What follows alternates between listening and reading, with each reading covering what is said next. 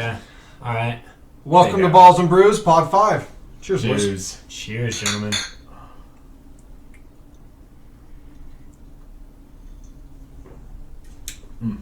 That's all right. Got Zach to my right, Chuck to my left. What are we drinking, Chuck? Hey, everybody. Today we are actually going all local with our brews, is what Downey has provided for us. So the first one is from Pigeon Head. It's called Swing Shift. It's their version of a hazy IPA.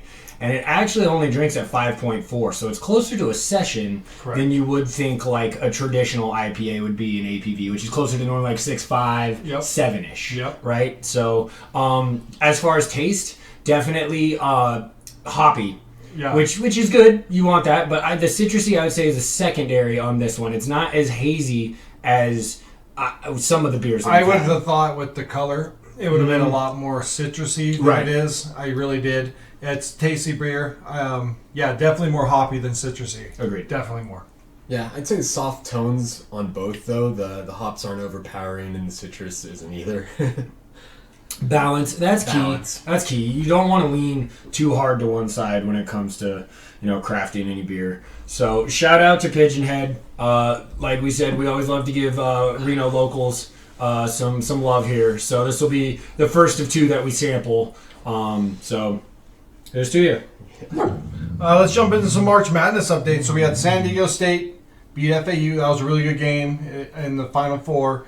San Diego State came back from 14 down. And then we had UConn dominate Miami. And then UConn walked into the national championship game and they dominated that. Boys, thoughts? That game was never... That was UConn all the way through. They crushed the entire Final Four. I believe Trevor and I mildly predicted that.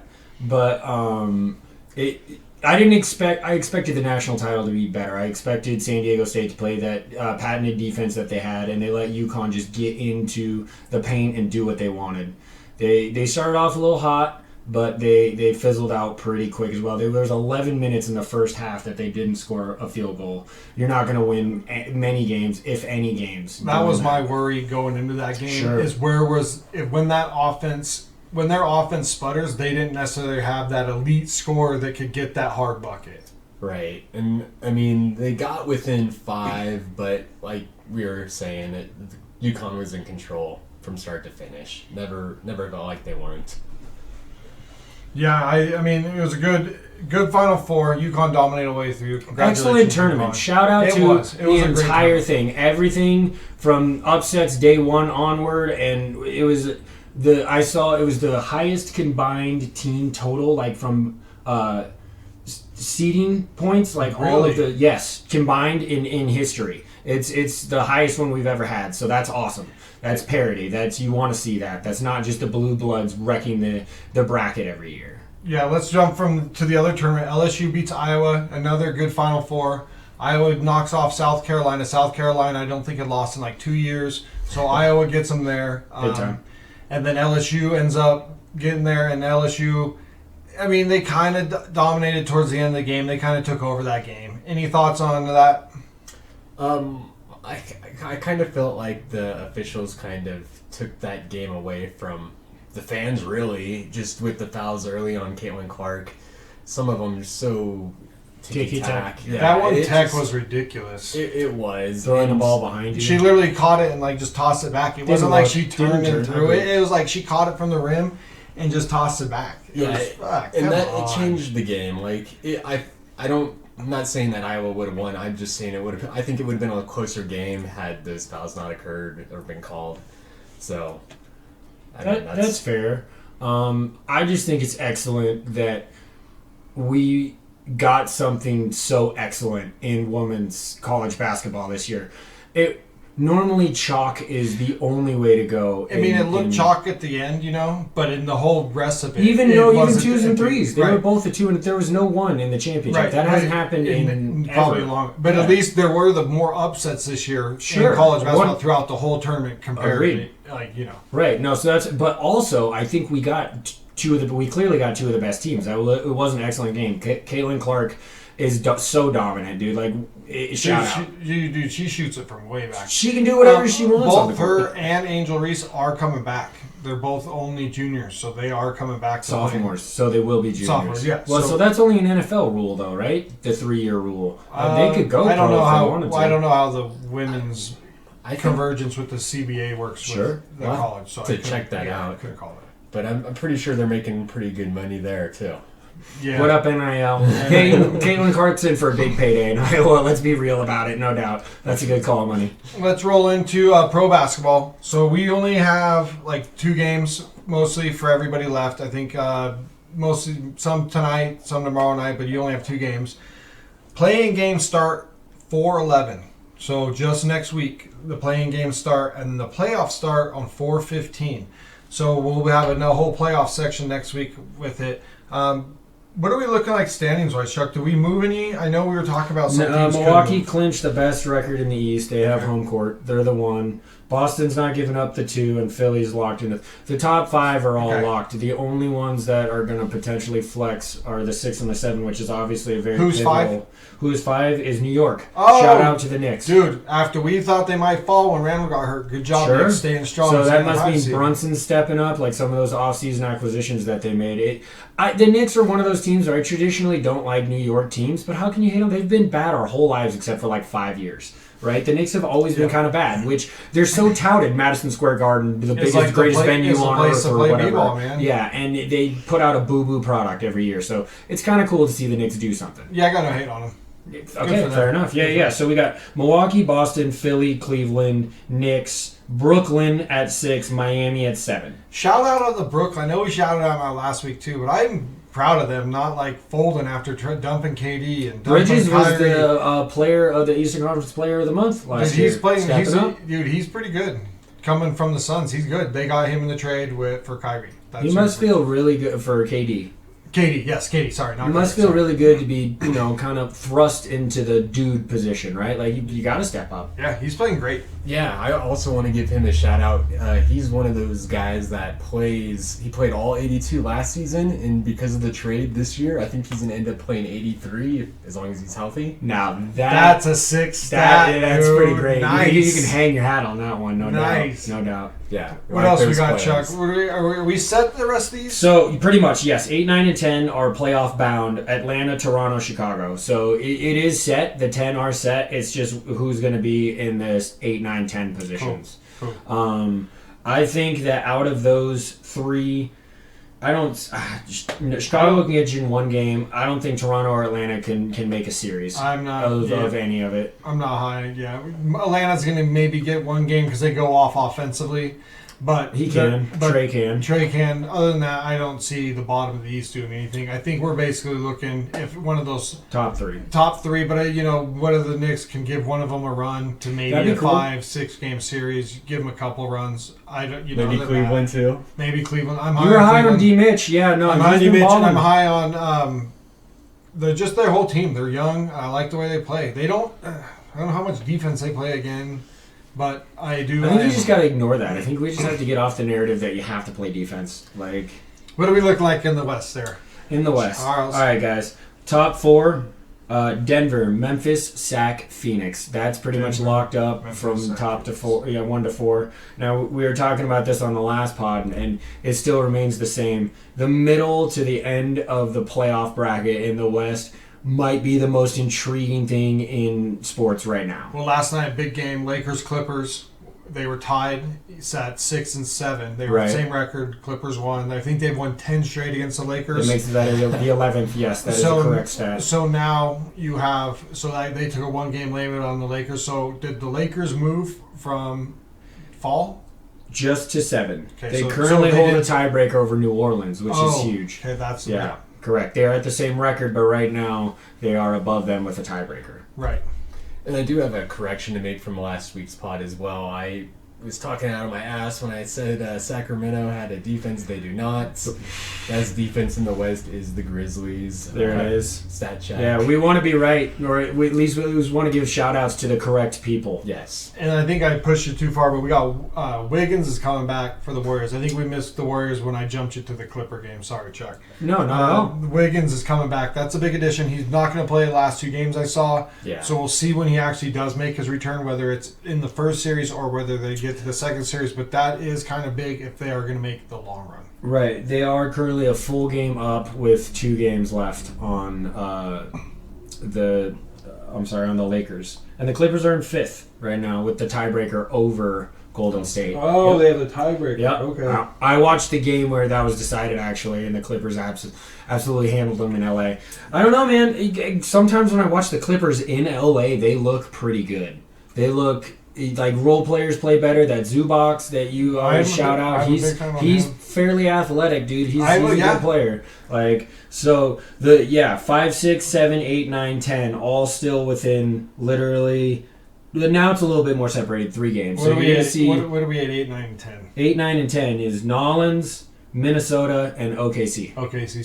OKC might be that team that ends up winning in the play-in and gets to that 8 seed. Dallas is also right there. They are tied with OKC, but it looks as though the Thunder have the tiebreaker. Correct. So that whole Kyrie explosion could be coming very quickly. Well, and I don't mean in a good way. Well, I don't know. There's reports coming out that he kind of wants to stay with the team. I don't know how you can have 2 dudes that don't play defense on the court at all. Like, they don't. We talk about not playing defense. They literally don't like even. Luka literally doesn't play defense. Come on. Yeah, that's. I play defense more than Luka. Like, and I'm sitting here on the talking. That's more defense than Luka plays.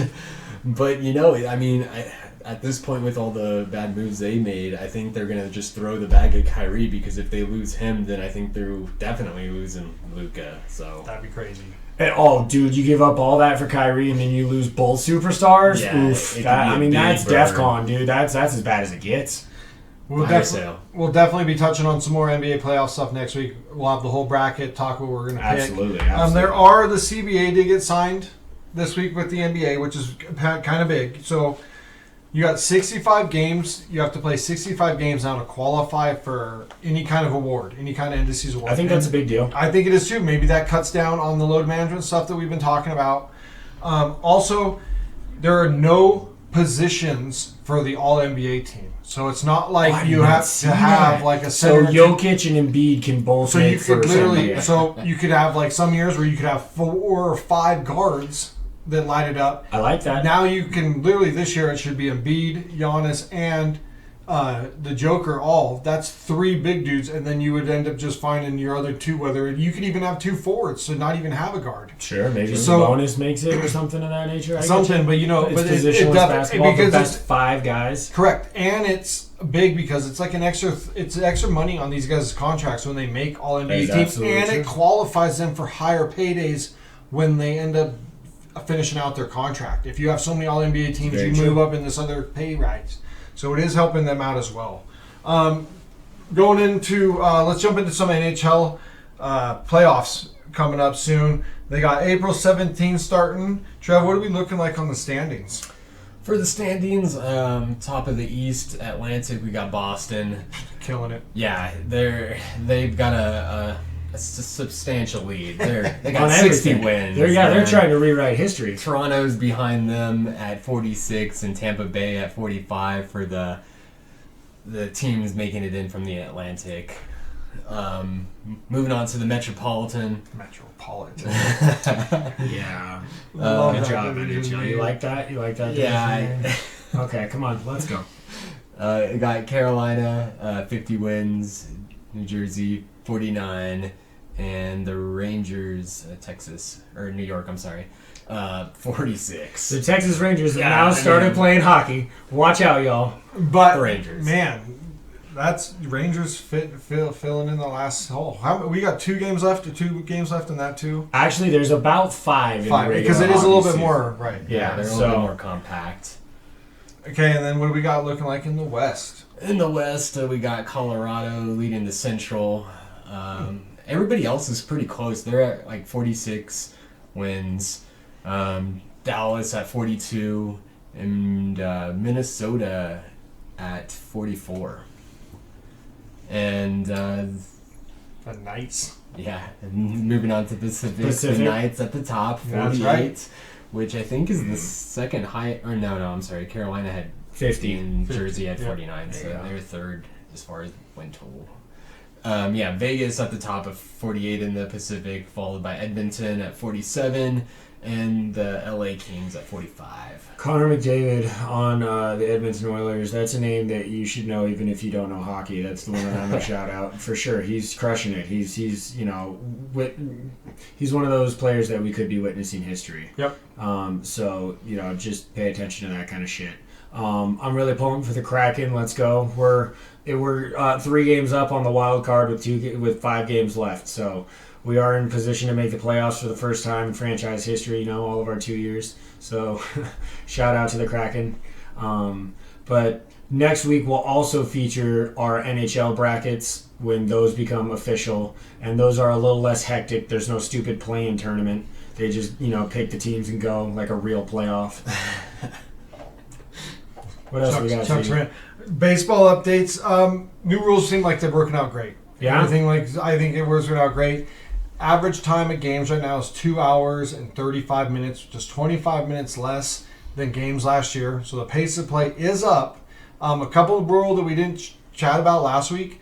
You can only throw over to first base twice in one at bat. That could very much be. So right now you have more steals at average. I know we're only 6-7 games in, but right now we have more steals going on. So maybe the steals go up, which means we got more movement on the base pass, which also makes the game more funner as well. So just a really good week for baseball. I think it's going good. We got a lot of baseball left. Like I said, it's only 7 games in, so we still got 150 something left. So a lot of baseball left. A couple of injuries. Max Fried from the Braves got hurt opening day hamstring, so he's done for a little bit. Johnny Cueto with the Marlins went on the IL. The IL, is it still weird saying that? Because I just want to say the DL. I want to say the DL, but it is the IL. It's weird. It is the injured list. It's not the disabled list. It's different. You're not disabled. You're only injured. Yeah. Also, other baseball news. Some little bit of sad news. Matt Williams last week was diagnosed with cancer. Ex-Giant, ex-Indian, ex-World Series champ with the Diamondbacks. Also played for Carson City High School here in Nevada. Wow, shout out to that dude. Was a coach for the A's, coach for the Nationals. So he's been around. He's been diagnosed. But on the positive side, Liam Hendricks, closer for the White Sox, did his last day of chemo the other day. He rang the bell. Shout out to him. We'll have a nice little cheers for Liam. Absolutely. Yes. Congratulations, pal. He was closer for the A's, pal. Cheers, pal. Extra cheers, for sure.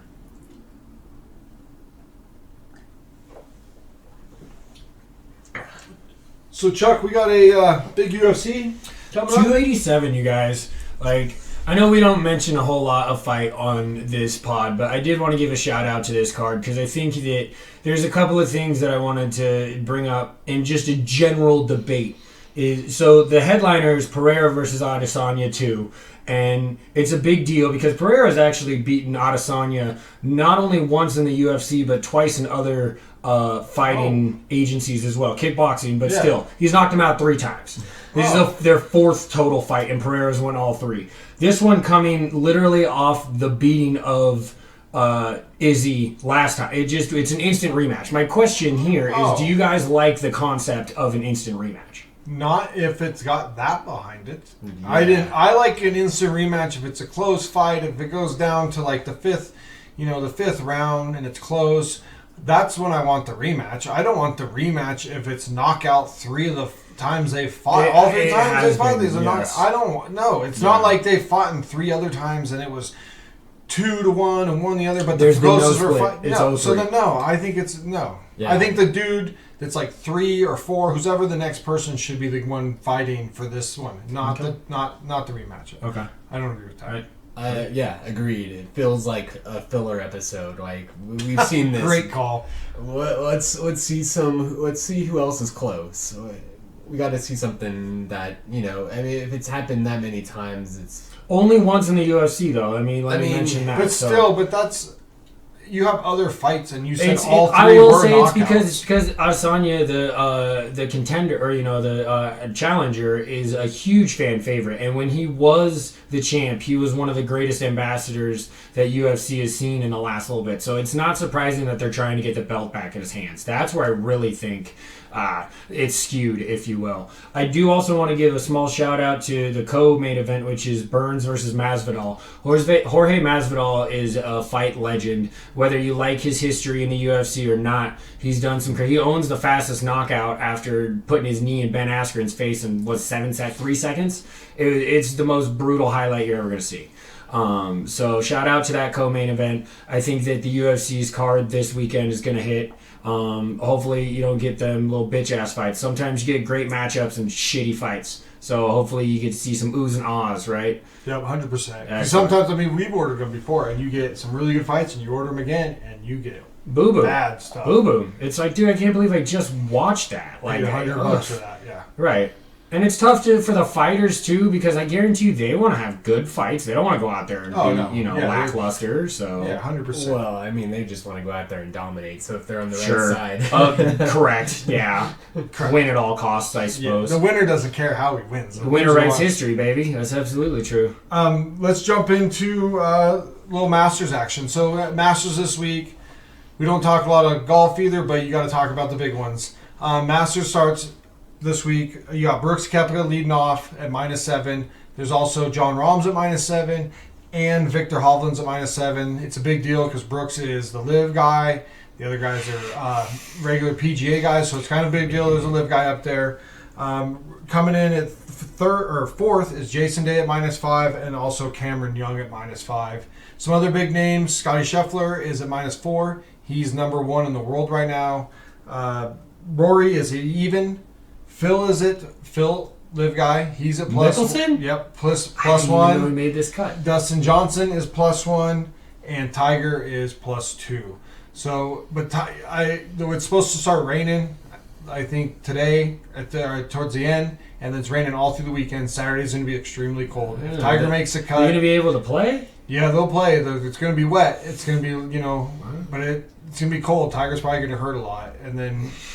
He's just, they said that, was listening to it on the way here, and they said that he, towards the end, was looking like he was struggling a little bit walking.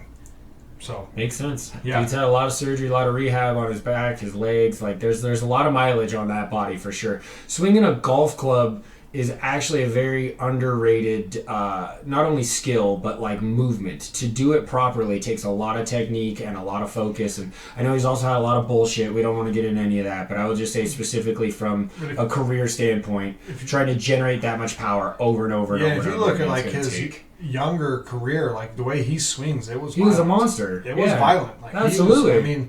That much torque on your back all the time, and then once one goes, like the knees or the back goes, it's not straight. long before the other one goes. You're like the knee, back, hip. That is a connected beast. Once one goes, they all start going.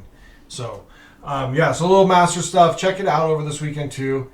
Even if you don't like golf, it's a beautiful golf course. All our TVs now are like HD. Turn it on, look at it. It's beautiful. Maybe watch it for a little bit. You don't have to check it out all freaking day. All right, we're going to take a break. We're going to go refill our beers, and then we'll be back with our draft. So on this draft, we are picking as 3 GMs are going to make one pick, and it's going to be our pick. We're not going to predict yet. That's going to be in a couple of weeks. We'll do our predictions. But this week is going to be a fun one with who we would take in this position with what we think the teams need. Yeah, because I definitely know that we're going to think differently than the actual GMs, right? Like, yeah, we're smarter. Zach does claim to be that, at least then of the Raiders franchise. But, and some others. Oh, geez. All right. We could probably look it up. The idea is that, I like this concept of going with the exciting, the pop, the big pick that could really maybe or maybe not the safe pick necessarily, right? Yeah, we'll see. We'll see. All right. We'll check it out. We'll see you guys in a second. We'll be back. Welcome back to Balls and Brews. Cheers, boys.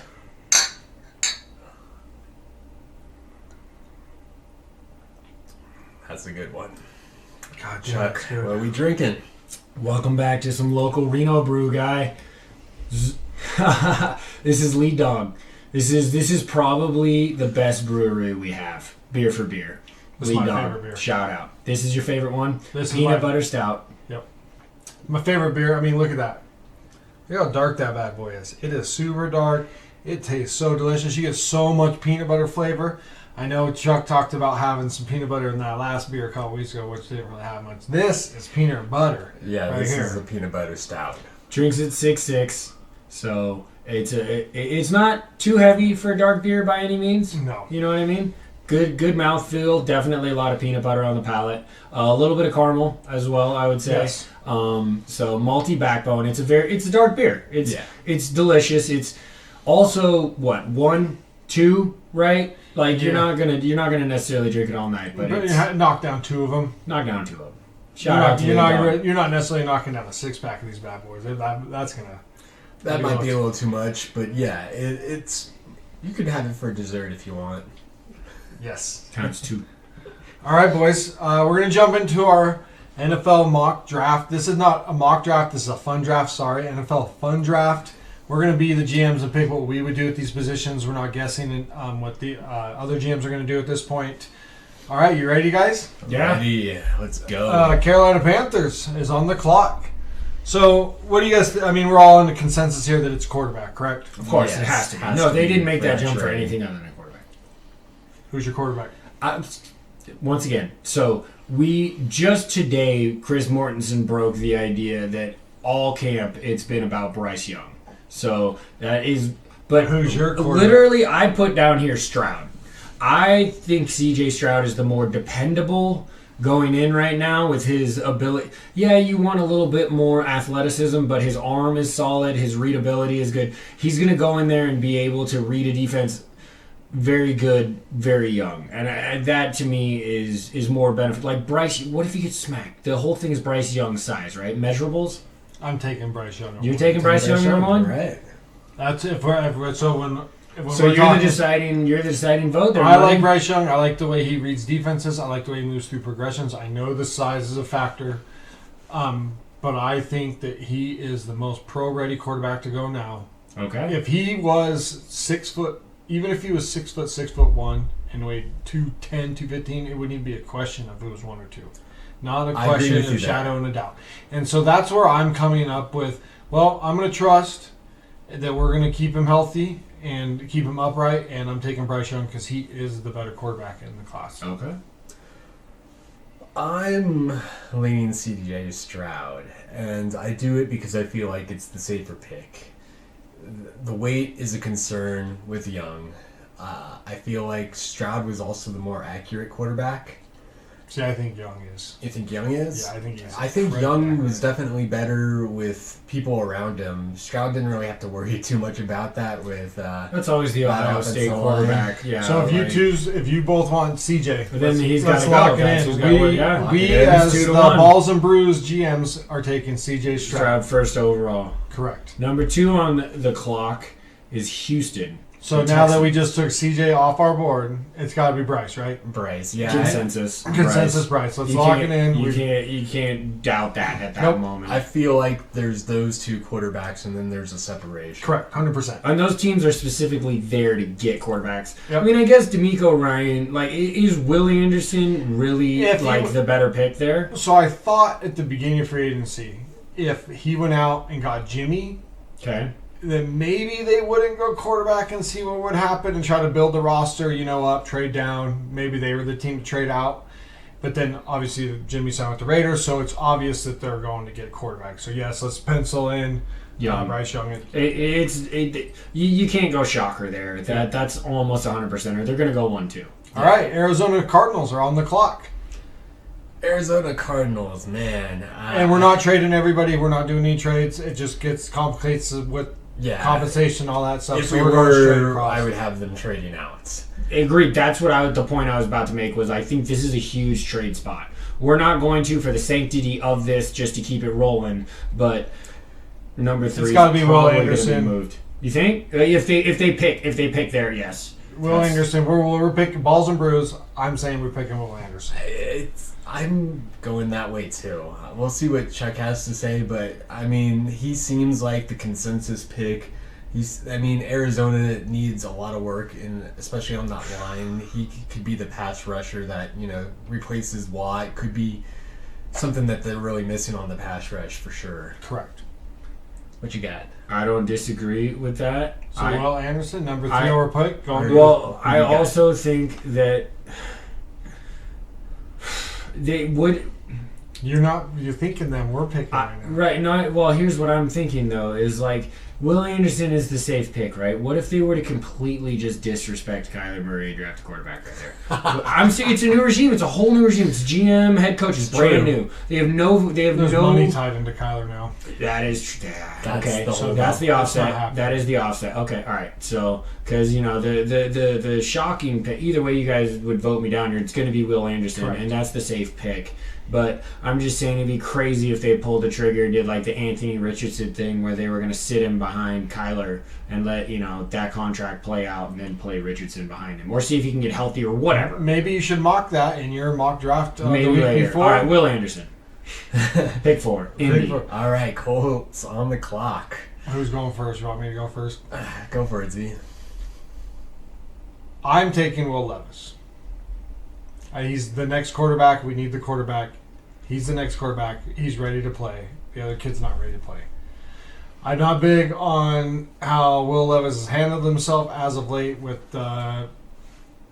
showing off, the abs, the muscles. I don't think that's what your quarterback does. You need to be more reserved. But yeah, I don't think. But yes, I think I'm taking Will Levis. Right there. No thirst traps until you're retired, gentlemen. All right. What you got, Chad? Oh man, Indy. That is Will Levis is once again, I think, the safe pick right there. It also does make sense that they wouldn't make a quarterback move. I don't know what else you could do there. It would be, I think, and Pat McAfee thinks as well, the Colts should negotiate for potentially Lamar Jackson if he could find a way to swing that. I know that and we're not doing trades or whatever, but that to me, it just makes a lot of sense. Why? Okay, pick wise, okay. Because I mocked in my mock that dropped on Twitter and Instagram a couple Check days us ago. out, Balls&Brews NV. Anthony Richardson because of Shane Steichen, but we are the GM, so I'm taking Will Levis. You're taking, and absolutely, that's what it is. All right, and I am taking. You're taking Will Levis. You're taking Will Levis. You're taking too. I'm taking Will Levis at that position. I do have to say that yes, that's just where they will go. To add on, yeah, I feel like there's a separation after the first two quarterbacks, so I think Lamar would be a better way to go because I think both Levis and Richardson are not guys that you want to roll out at the beginning of the season. You got Gardner there. It might be good for their development overall. Shout out to Gardner. He's kind of been shit on. I'm sorry, I don't mean to cut you off. No, you're good. But like, Minshew's tight. He's like been a solid play-in guy and never really been getting a fair cut wherever he's gone. Nope. So he was behind Jalen. So that's true. Sure. I mean, he will probably. I feel like be starting the season. And he came with Shane from Philly. Right. And with Shane from Philly, like I also feel like that there's. I mean, having Jalen Hurts, maybe they like Richardson. There's a lot of hype on him, but I just could not pull the trigger on him, and I would go Levis as well.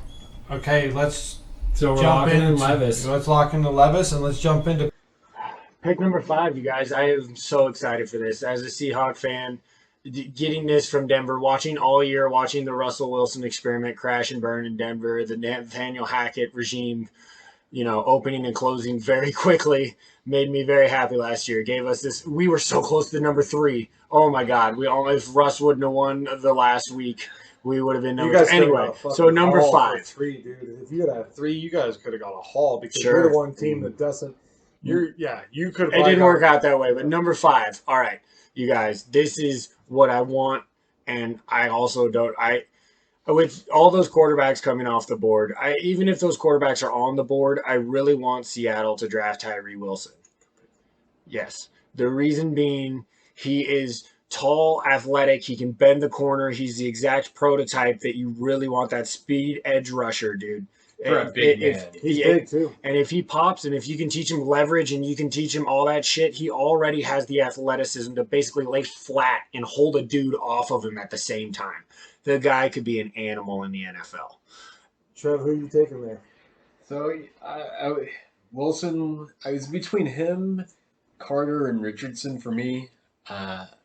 Richardson, I think they're in position to get that quarterback. I'm just not sure if he's the guy. Carter, I like a lot, but I also ended up going Wilson in the mocks that I would do. Can I ask you guys, because you guys went a defensive person, why not Carter?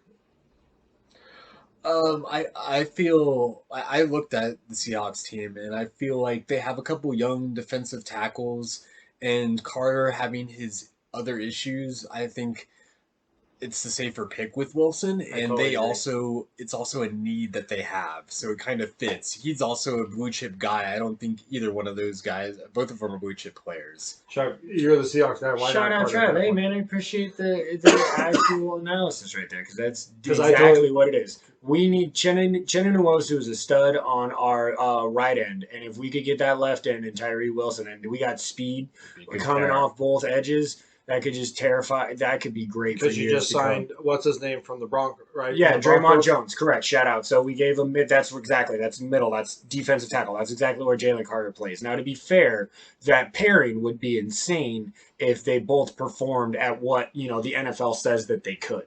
However, edge rusher, there's a premium on legit edge rusher. Tyree Wilson can get the quarterback. That's what you want in the NFL. So, That's yeah. so you both picked Tyree Wilson. Yeah, he's the top I'm edge. I mocked. Definitive he's edge, yes. definitive Oh, edge. well, not- other than he's- I'm sorry, no, other than Will Anderson. For goodness No, sakes, if but Will was Anderson, there. he's Will Anderson linebacker. Trev's talking. He's actually defensive end.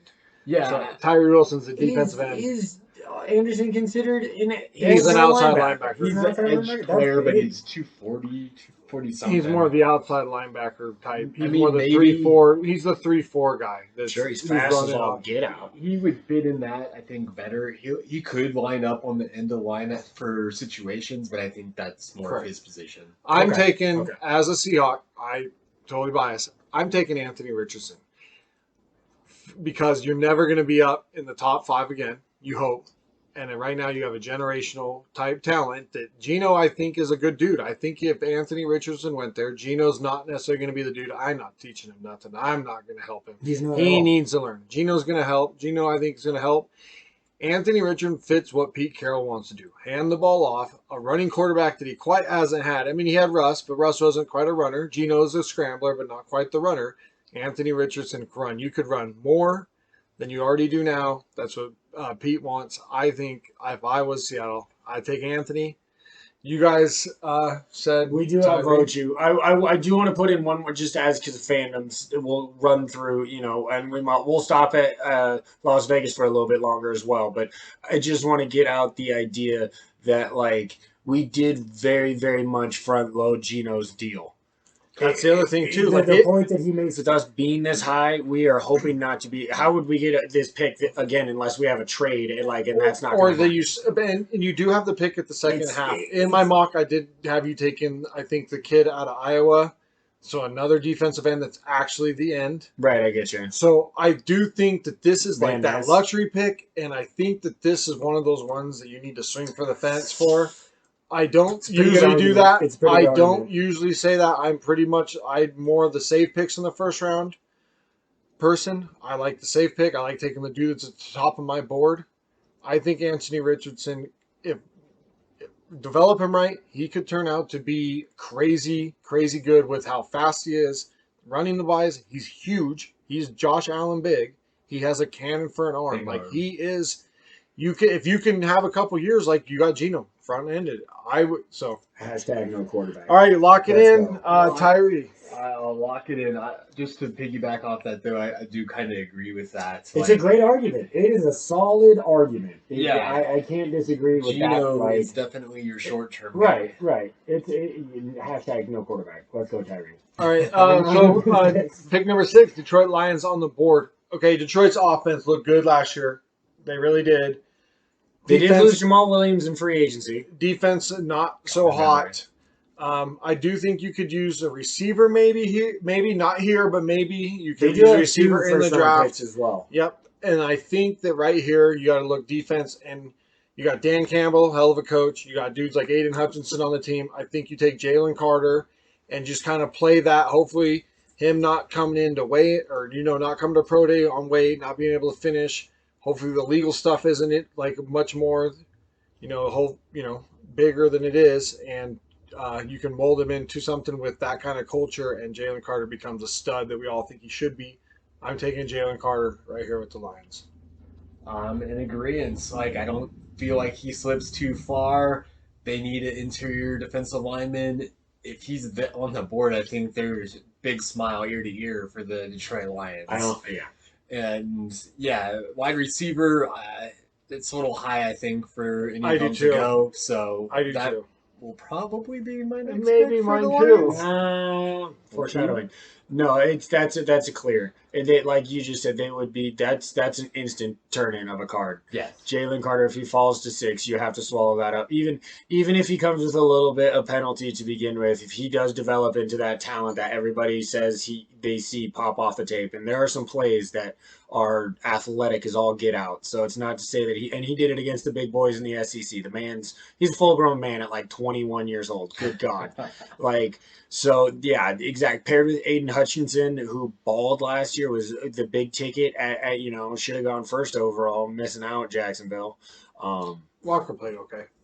Okay, but I think, but Hutchinson played fantastic. So yeah, all right. So there you go. We're all in agreement. Jalen Carter, pair up that defensive line. That could be nasty. All right, number 7, Las Vegas Raiders on the clock. Dun, dun, dun. I think you take in one of the 2 corners, whichever one you like the best. You don't have any other corners on your roster. I mean, you have Nate Hobbs and Brandon Faison and Mir Robinson, but that's it. None of those dudes are ones. Both these corners can be ones. It depends on what you're running. If you're pressed, Devin Witherspoon gets in it. He wants a hit. Gonzalez is a great, not free safety, but a great like zone corner. He's got the length, he's got the speed, and he's fluid. He's very fluid. He runs with guys. He's not necessarily a press guy, but I'm taking Christian Gonzalez. I'm taking Gonzalez. I like the fluidity, the way he moves, and I like his length, and he's big. I like those big corners. I'm a fan of the 6 and over corners. No offense to Witherspoon. I think he's great. I actually will pick him for my next pick at the Falcons, but yes, I'm taking Christian Gonzalez. Spoilers. Do you want to pick this, Chuck? LV. Okay, if there's no trades involved, man, they could go. Right, because otherwise I'm trading down technically, but yeah, no, I would have. I'm taking Christian Gonzalez. With what's on the board. With what's on the board and what they need and value at that and no trades, you go corner because they couldn't stop a nosebleed in the secondary. It was bad. And in the AFC West where you got Herbert, Mahomes, 4 games, Russell Wilson, who Sean Payton's coaching. Can turn it on. He had a bad year last year. Let's not shit on his whole career. He's had 10 or 9 solid years of work in the NFL. That's to say something. Yeah, Sean Payton is going to be the coach. I mean, you go. So which corner you like? I like Gonzalez as well. That was the first one that came off of my board. Yes. T-Man, are you going? You got anything else? I do. Yes. Let's get it. Come on. I think. Are you going to argue what's left on the board? Seahawks?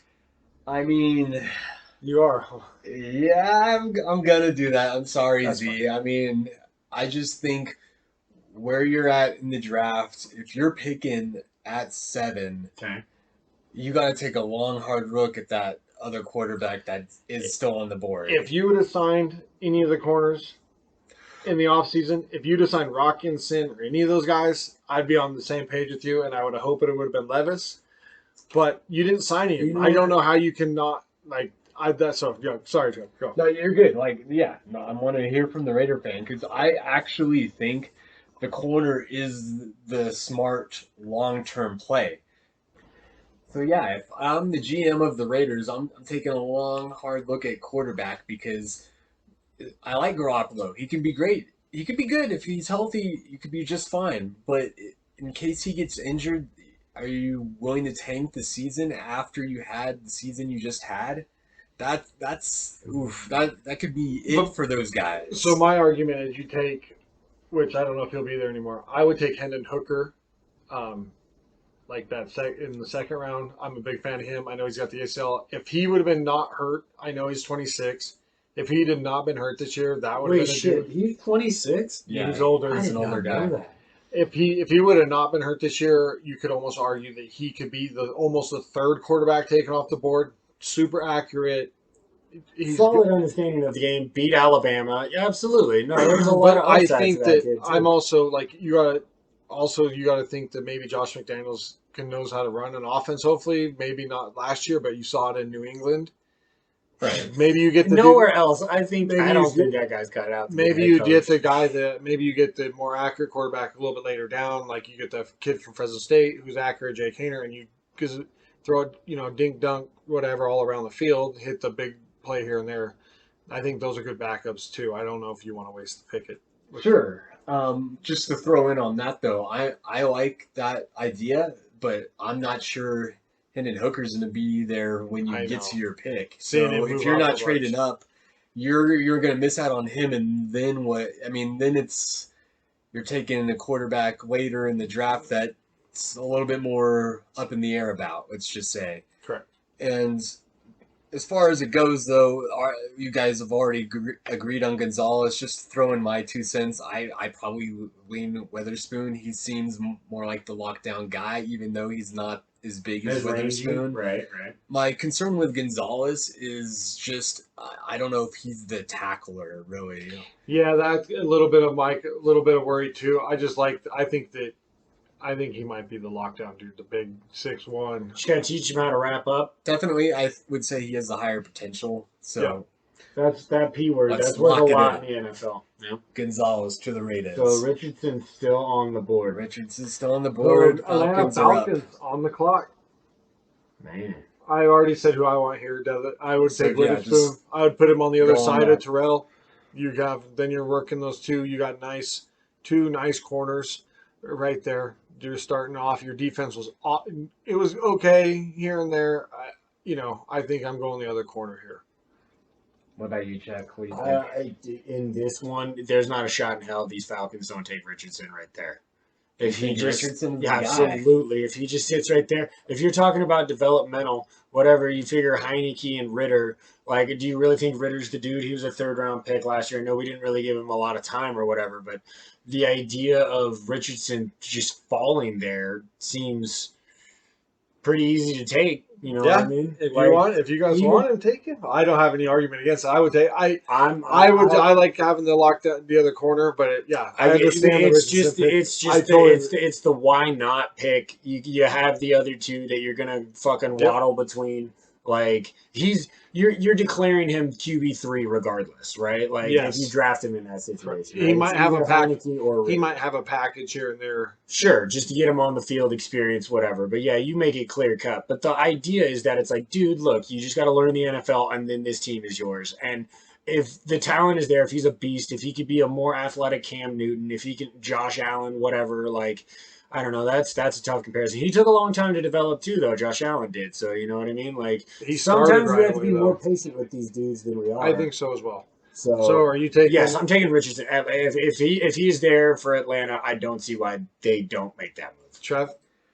So talking about this, like if they feel Ritter could be the guy, if they like him a lot, I think you go receiver here to give him the weapons to show if he is. And I like Jackson Smith. Njigba. I wouldn't go receiver quite yet. I don't think it's worth going receiver. If we're going to go anybody other than the pick I have, I'd rather go with Richardson over receiver. Yeah. I just don't think I like who we got right now. We got Pitts. We got Pitts, and we just brought in Johnny, who's also just played in my offense in Tennessee and did really good there. And then we got the other kid, Drake London. He's a stud. But that's all they got as far as receivers really go. Is there not another? I would have to. I didn't look at their receiver depth chart. But I think we could find another. I think we could find Josh Downs maybe in the second round. There's not a strong other receiver on that team, though. I can promise you that. And I, with the way that our draft is going for this, sure. Like, and a lot of the mocks I would do if Richardson was the guy that went before Levis, I have Levis going Raiders. I have them looking a lot harder at him than Richardson. Gotcha. But in this scenario, I would fold for Richardson as well, probably. Okay. So Richardson is the pick for the Atlanta Falcons. I just kind of think that's what they like down there. That's the Vic-esque, like I'm torn on Mike Vick because he's kind of a piece of shit for some of the things that he did. But anyway, dude, down there in Atlanta, it would make sense to bring Anthony Richardson in. All right, let's do Chicago Bears at number 9. I'm taking Peter. I'm going to butcher his last name. Skoronsky. I'm taking him. Offense tackle / guard. I'm taking him. I'm sure not my line. I'm going to give Justin Fields protection. He ran for. Actually, no, I'm not taking him. Sorry. Paris Johnson. I want the tackle. All right. I want the tackle. Sorry. Paris Johnson Jr. I want the other tackle. I think he's a little bit more athletic.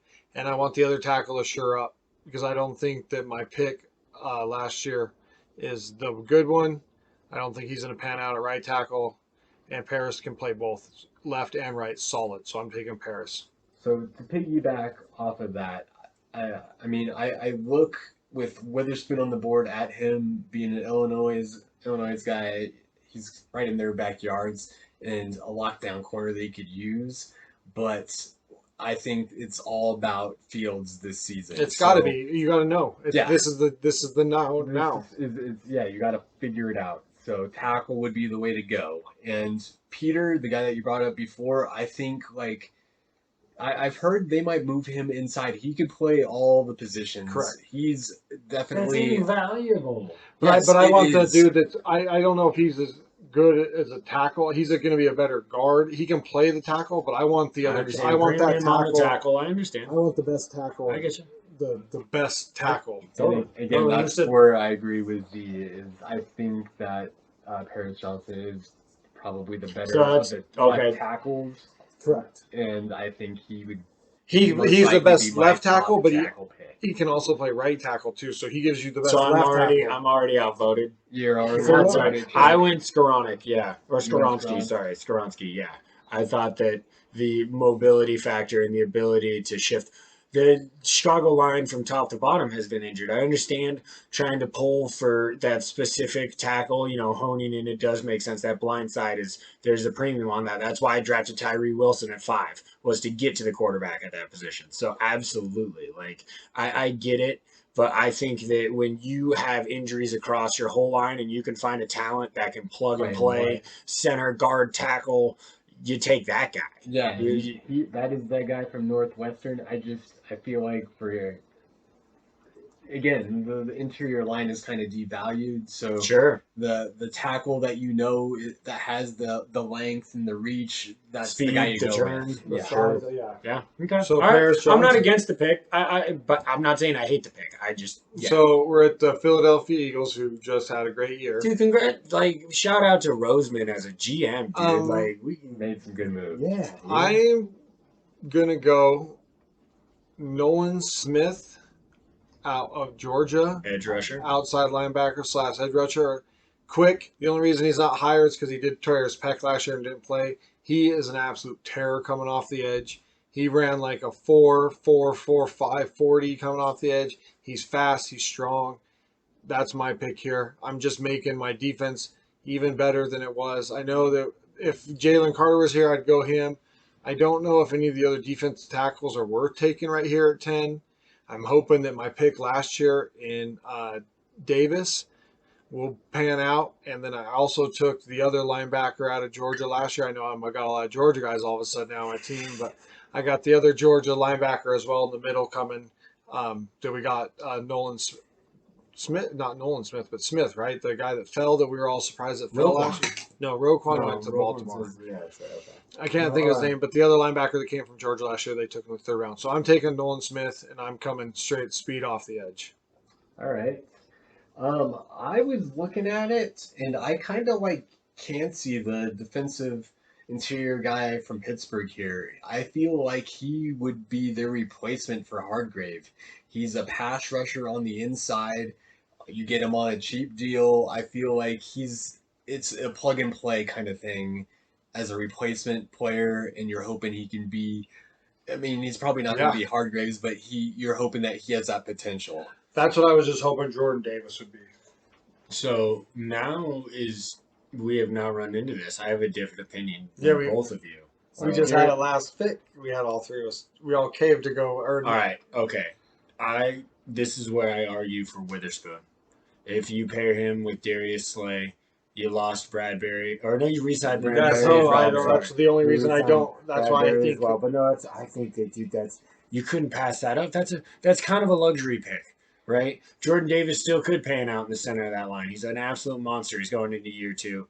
I would take the matching cornerback, and then you had just absolutely anybody can be on an island. Anybody can be on. Agree with you with Witherspoon on the board. Like I feel like he's the best available. Prospect. Probably. I think he's the best available that we have. But on the it's board. just where do you lean as the GM? Do you go that route, or I think. Okay, and then the other two. I'm arguing that I'm thick there, and that's why I'm going DN Okay. because I'm already have lost, and I'm hoping that Hargraves is pairing. Hassan Reddick is on the last year of his deal, so I'm bringing that other guy in to kind of be behind Hassan so and kind of take over. And so now I got like just speed. I will bend on my pick though, but I lean more towards Trevor's pick. Okay. I'm good with the kid from Pitt. yeah? If we're going tackle, so because I get the argument for both. You do need to work on that line. It needs to get younger. You have a lot of guys on there who are older, but sticking up. And the Graham's middle, coming off the board soon. He's only signed a 1-year deal, so Right. that was No, the other reason yeah, I was yeah, going he'll in. be- I just want more off the edge, but I'm good with going fancy. And I feel like if he's the real deal, they'll know having him in their backyard. I'm sure their scouts are all over him. So if they feel that he is the replacement for Hargraves, then it makes You sense. pull the trigger there. Okay. All right, I'm good with that. All right. All right, moving pick in. So on. Tennessee Titans. I think Tennessee can go a lot of ways. You can go receiver here. You could go offensive line here. I'm going Peter. I'm going the kid from Northwestern here. I think that he fills every hole on their offensive line. I know they lost Taylor Lewan, but they did sign defense or an offensive tackle this year as well. But I'm going to go to Peter because he can play throughout, and he is the next best offensive lineman. So I'm taking the kid out of Northwestern. What you got, Chuck? Oh, that's 100% agreeable. Yeah, no, that's the neediest position for them. If your quarterbacks are gone, if there's no trades and the Titans can't wiggle up and they can't snag up, you're not going to make a splash. You don't need a wide receiver if you don't have a quarterback. There's no running. The value on running back isn't right there. But Sean Robinson isn't going to come off when you have Derrick Henry. Like the absolute safe play is thickening up the line. Yes, and Skoronski is I keep butchering his name. It is. It's Skoronski. Yeah, you got it. He thickens up that line.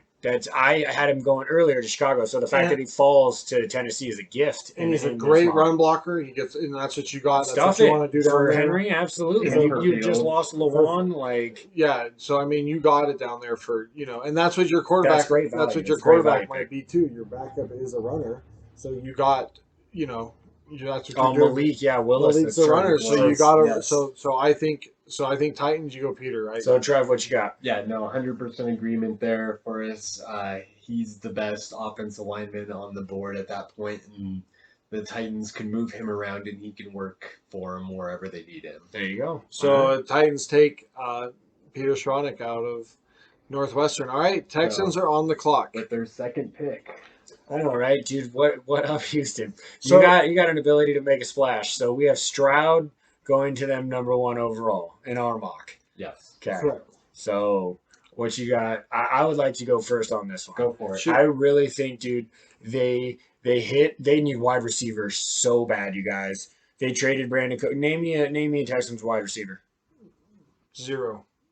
Yeah. So They just brought that number back. So in my mock, I couldn't trade down. I actually think this is where the Texans trade to the Bucks. I'm sorry, I haven't made my pick. Sorry. Whoa. Sorry, Chuck. Put on the brakes. Sorry. What wide I receiver got did I excited. take? Quentin Johnston Oh. at TCU. I understand that he's the best overall at speed, route. Like, it'll depend on the system that they plug him into, but the kid's athletic as all get out. Like, this is where you make that move. You do, Texans. You need wide receiver bad. Okay, I agree with Chuck at the wide receiver position. So I was trading down here because I still think the wide receivers are going to be there, but I still think that my top wide receiver is out of Ohio State. I think he's better than all the rest of them. I'm taking him here. What's his name? Smith and Jigba. Yeah. Yeah. Jackson Smith. I'm taking Jackson here for sure. I agree, Chuck. Wide receiver's a pick, but I'm taking I think Okay, Jackson's all right. the more dynamic wide receiver. Okay. So to piggyback off of both of those, I agree. Receiver would be the way I would look as a GM as well to pair him with your quarterback that you just got. You need him. You need to get him a weapon, and there's plenty of weapons available.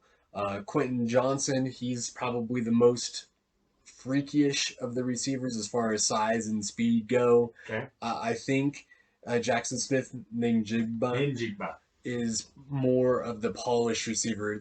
Ohio State's just had some of the best wide receivers in college lately. And this guy, I know he had that injury last season, but the season before. But remember the year before he blew it up in the. He led as a sophomore. He blew it up in the Rose Bowl, right? Didn't he go for like 231 or something in the Rose Bowl? Well, yeah, because Williamson went down. They sat. They didn't play because they were.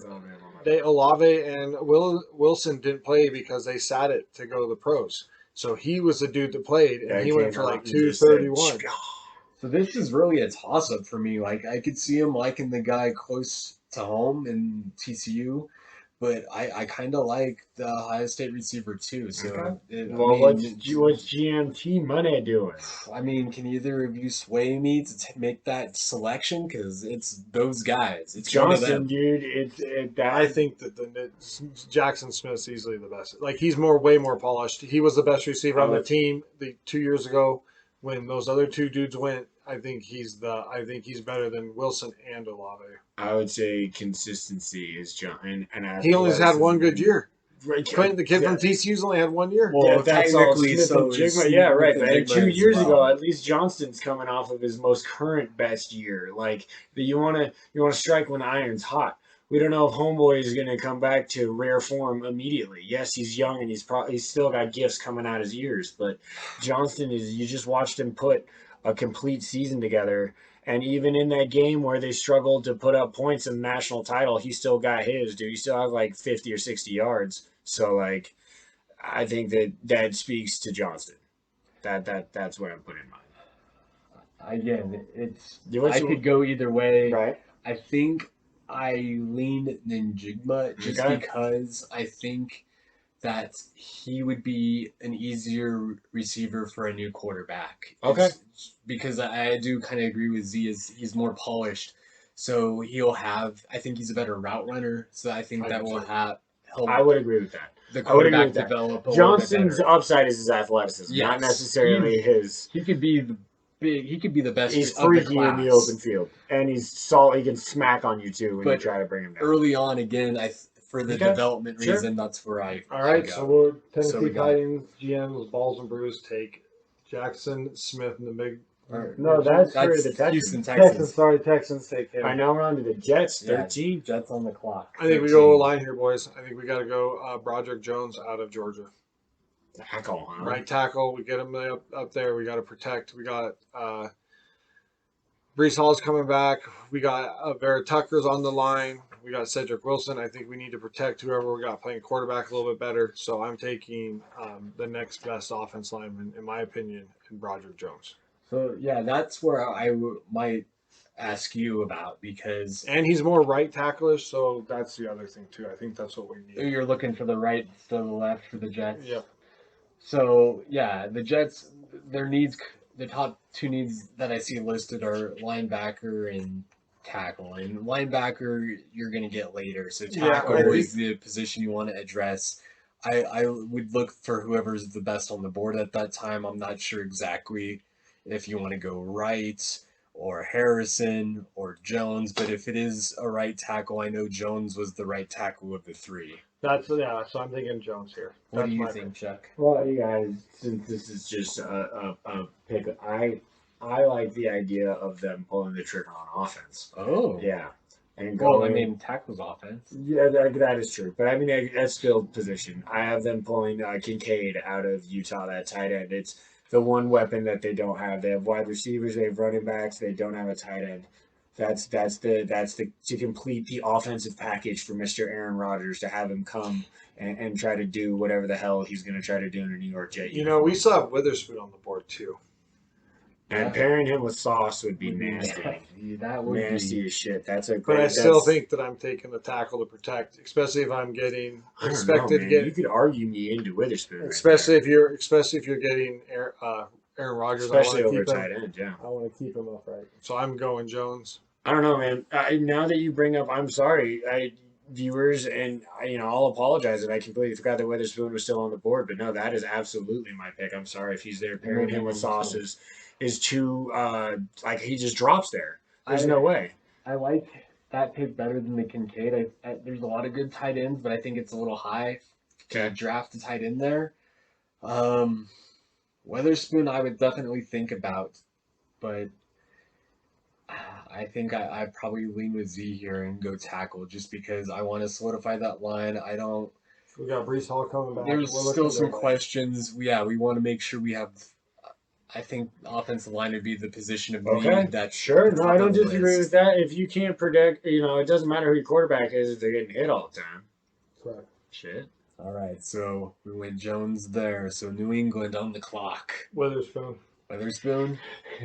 I If mean, he falls there, man, come on. it's With Bill looking Belichick's likely. background, come on. It's all about the cornerbacks. I think Dude, Witherspoon pair him absolutely. with the kid I got last year out of Arizona State, Jack Jones, and then I got Jack Jones, right? Out of Arizona State last year. We got him in later round, or Jack is. I'm probably messing his name up, but we got it. And then we re-signed our other corner. So yes, I'm getting Witherspoon. We're going to go lock down again in my defensive backfield for the Patriots. With him right there, it's. I argued previous pick he should have been the pick. The fact that he's on the board right here is a gift to the teams that are right there. There's no way that the Patriots pass him up. Witherspoon. So yeah, I mean, both of you guys have already picked Witherspoon, so that's going to be our selection.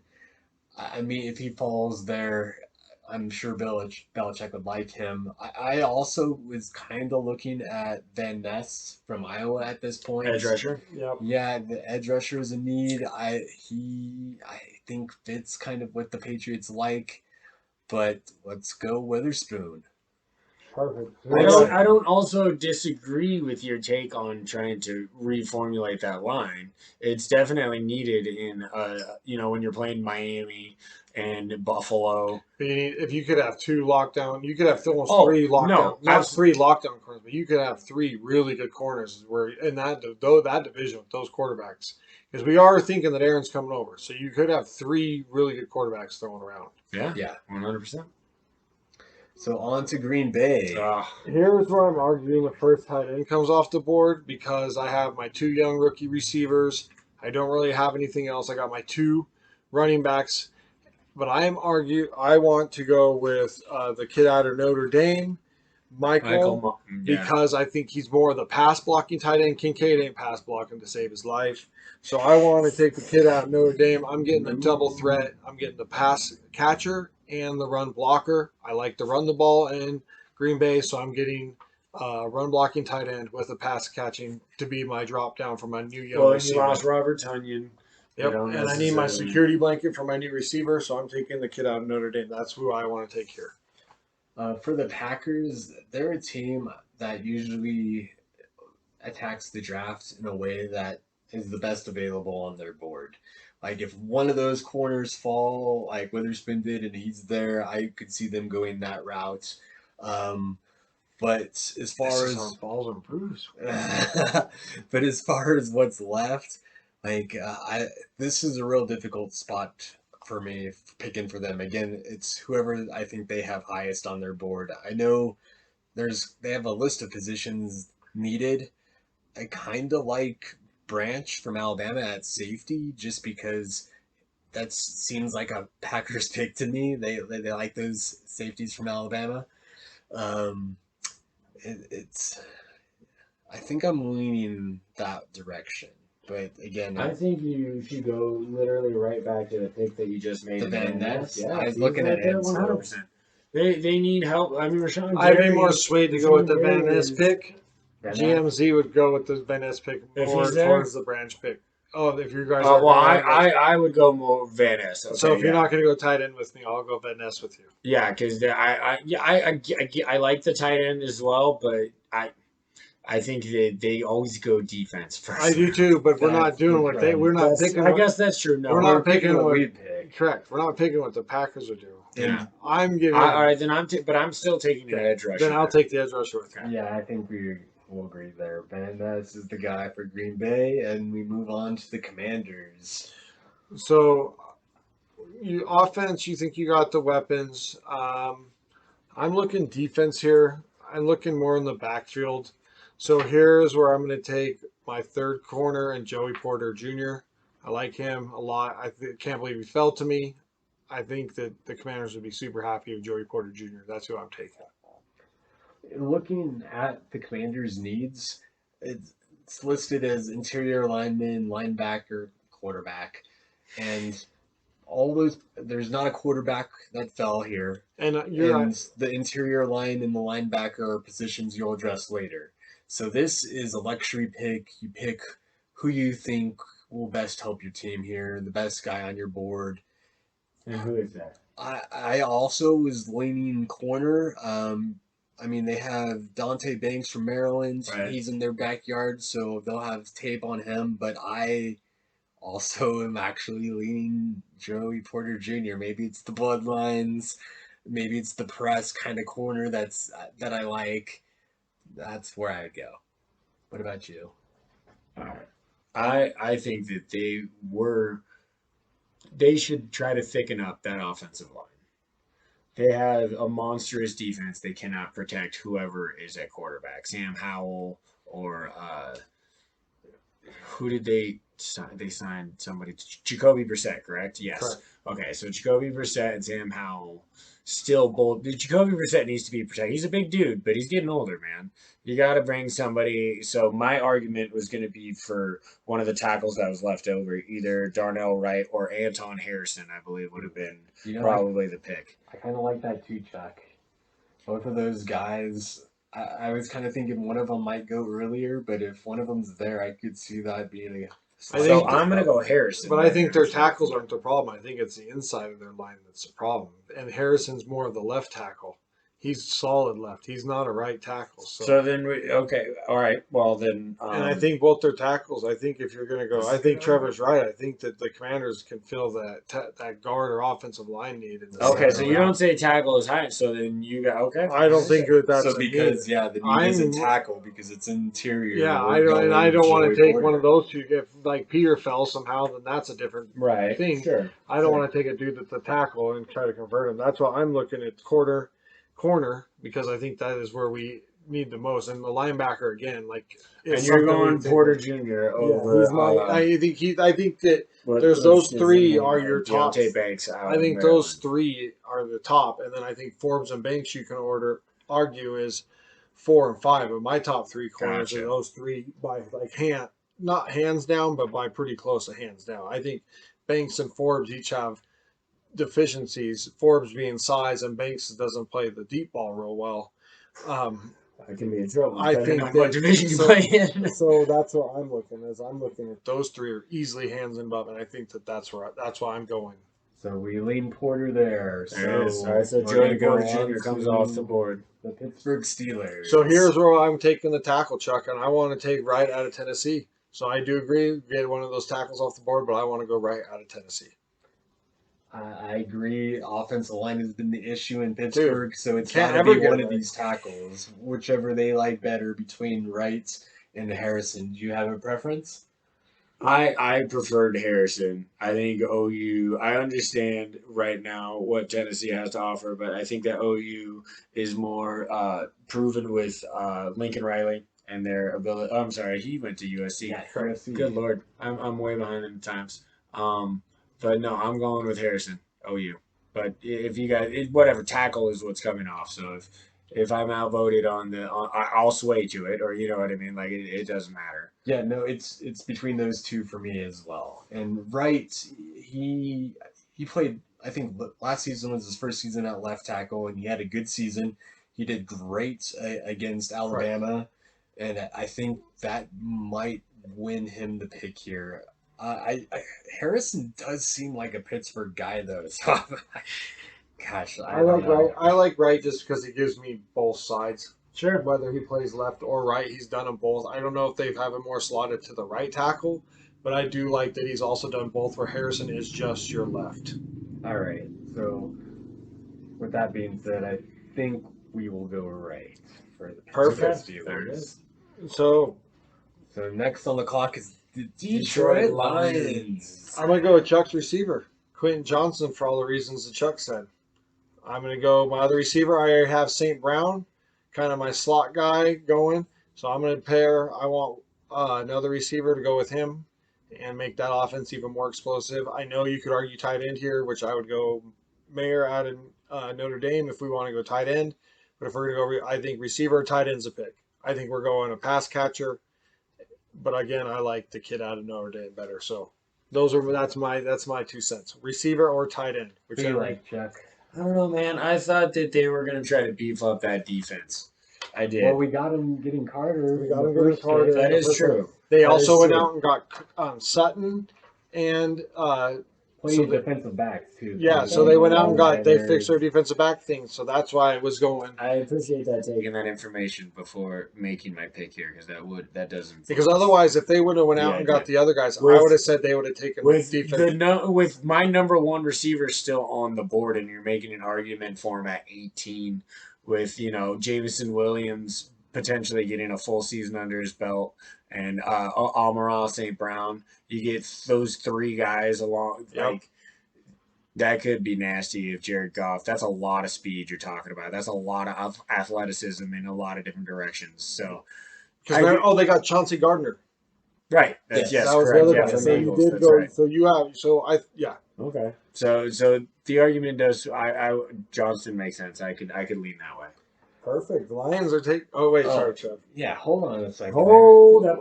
No, but it's kind of that way. I feel like, depending on who's on the board will make the difference. But if Quentin Johnson is still there, he's the I think the obvious pick because he is that freak receiver. Like if he was off the board and it was just Zay Jones, then maybe it's a question because he's a smaller guy. Zay Flowers. Slot guy. Oh, sorry. Thank you. Even though he's probably my next receiver. So, yeah, as far as the Lions go, I think Johnson's the guy unless he's not there. In this mock, it makes sense to take him right there. Yeah. Perfect pick, big time. So, yeah, he's the guy. 19. Tampa Bay on the clock.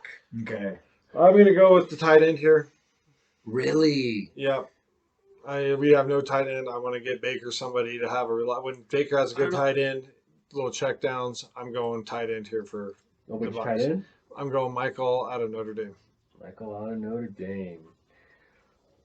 The Bucs are another team, like, they have a bunch of needs, but there's nothing that's, like, real glaring to me that I feel like they have to take at this position. With there being a lot of good tight ends in this draft, I'm not sure how they are looking at it. I know Kincaid is high on the list of tight ends. He's more your pass catching guy. More your pass Not catching really guy. a blocker. I mean, it kind of depends on, what the Bucs are looking for. Just to make it interesting. I mean, I'll take Kincaid as their GM. So, what do you got, Chuck? I think that they tried to figure out that defensive line. It's not getting any younger. They need to either plug up the edges or the middle. I have them taking Breesy right here. Brian Brees. Yeah, Brian Brees and Brian Branch are two other considerations. I'll concede. I just at need to, tight end, but I want to take the kid out of Northwestern. The Northwestern kid. Yep. for tight end. No, not No. tight end. I'll concede to take him as the edge / defensive tackle. I'm not going to try to pronounce his name. That one sorry. is tough. I honestly That's phonetically do not probably the know how toughest to name. pronounce his name. I'm taking him if We're all gonna butcher it. if we want to if we're gonna up it if we're gonna go if we want to go defensive line, I'll concede the defensive line, but I want to take him. Well, okay. See, but I here's think my he's more athletic. I think he can play I think if you're running the 4-3, he can play the 3 technique, which is over the guard's shoulder. He can't play the 3-4, but he also can play edge. So I think you get two different type of players right there. I think he's my highest rated edge though is Murphy left from Clemson. So I got either Clemson kids coming out. Still got Nolan Smith on the board from Georgia too. Oh, that's true. Your boy, yeah, you had Oh, him Nolan higher. Smith, but That I is still like the kid that if we're gonna go defensive line, I like that he over. plays No, both. but your edge rusher Nolan Smith is still there in this one. Think Right, about but I that. don't. What his defense does at Tampa run? Does Tampa run the 3-4 or the 4-3? It makes a difference. If they run the 3-4, They run the 3-4. are you They sure? absolutely run the 3-4. Then I'll go Nolan Smith if you guys want to go Nolan Smith. Well, I'm just saying. I think that edge rusher. If we're gonna decide on a position, That's why I I- like the kid out of I think- Northwestern. He pulls both. He goes But- edge and it's hilarious. You're thinking with Nolan Smith off the board though. If the better prospect at edge is there, you just simply for utility, you voted Skoronsky down for that. You wanted the best prospect at one position. where voters Scrunch down for what? Because you played all of them and not just tackle. You went Johnson over. But I Skoronsky for that. needed the tackle. I don't think What that- I'm saying though is like if Nolan Smith was your better rated defensive end, you wouldn't, and he's there. You don't. I would take it. Nolan Smith. Oh, yes, I would take. But if you guys want to go the defensive tackle type or the edge guy, I want Nolan Smith as my outside linebacker edge guy. If you want to go the defensive line, I want the other kid out of Northwestern. You rather have the kid out of Northwestern over the You're kid from talking straight Clemson. hand and ground Correct. kind of. Yes. All right. So if you want to go defensive Well, line, yeah. I So want the then kid on out of that part, I Northwestern. would still have Miles Murphy ahead of that guy at my DN. See, that's where I kind of have a problem. I don't know. I have a hard time You conceding like to that. Murphy over Smith. Yeah. Yes. Okay. But So- Murphy's going to be hand on the ground too. Nolan Smith's probably not going to be hand on the ground. Right. That's why I'm making that argument to that is where I'm going with.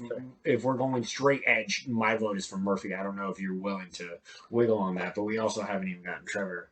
So this is a good one. Yeah, this is our first Real, yeah. hard to make a decision between what we have left on the board and what we think Tampa would do as far as what they need.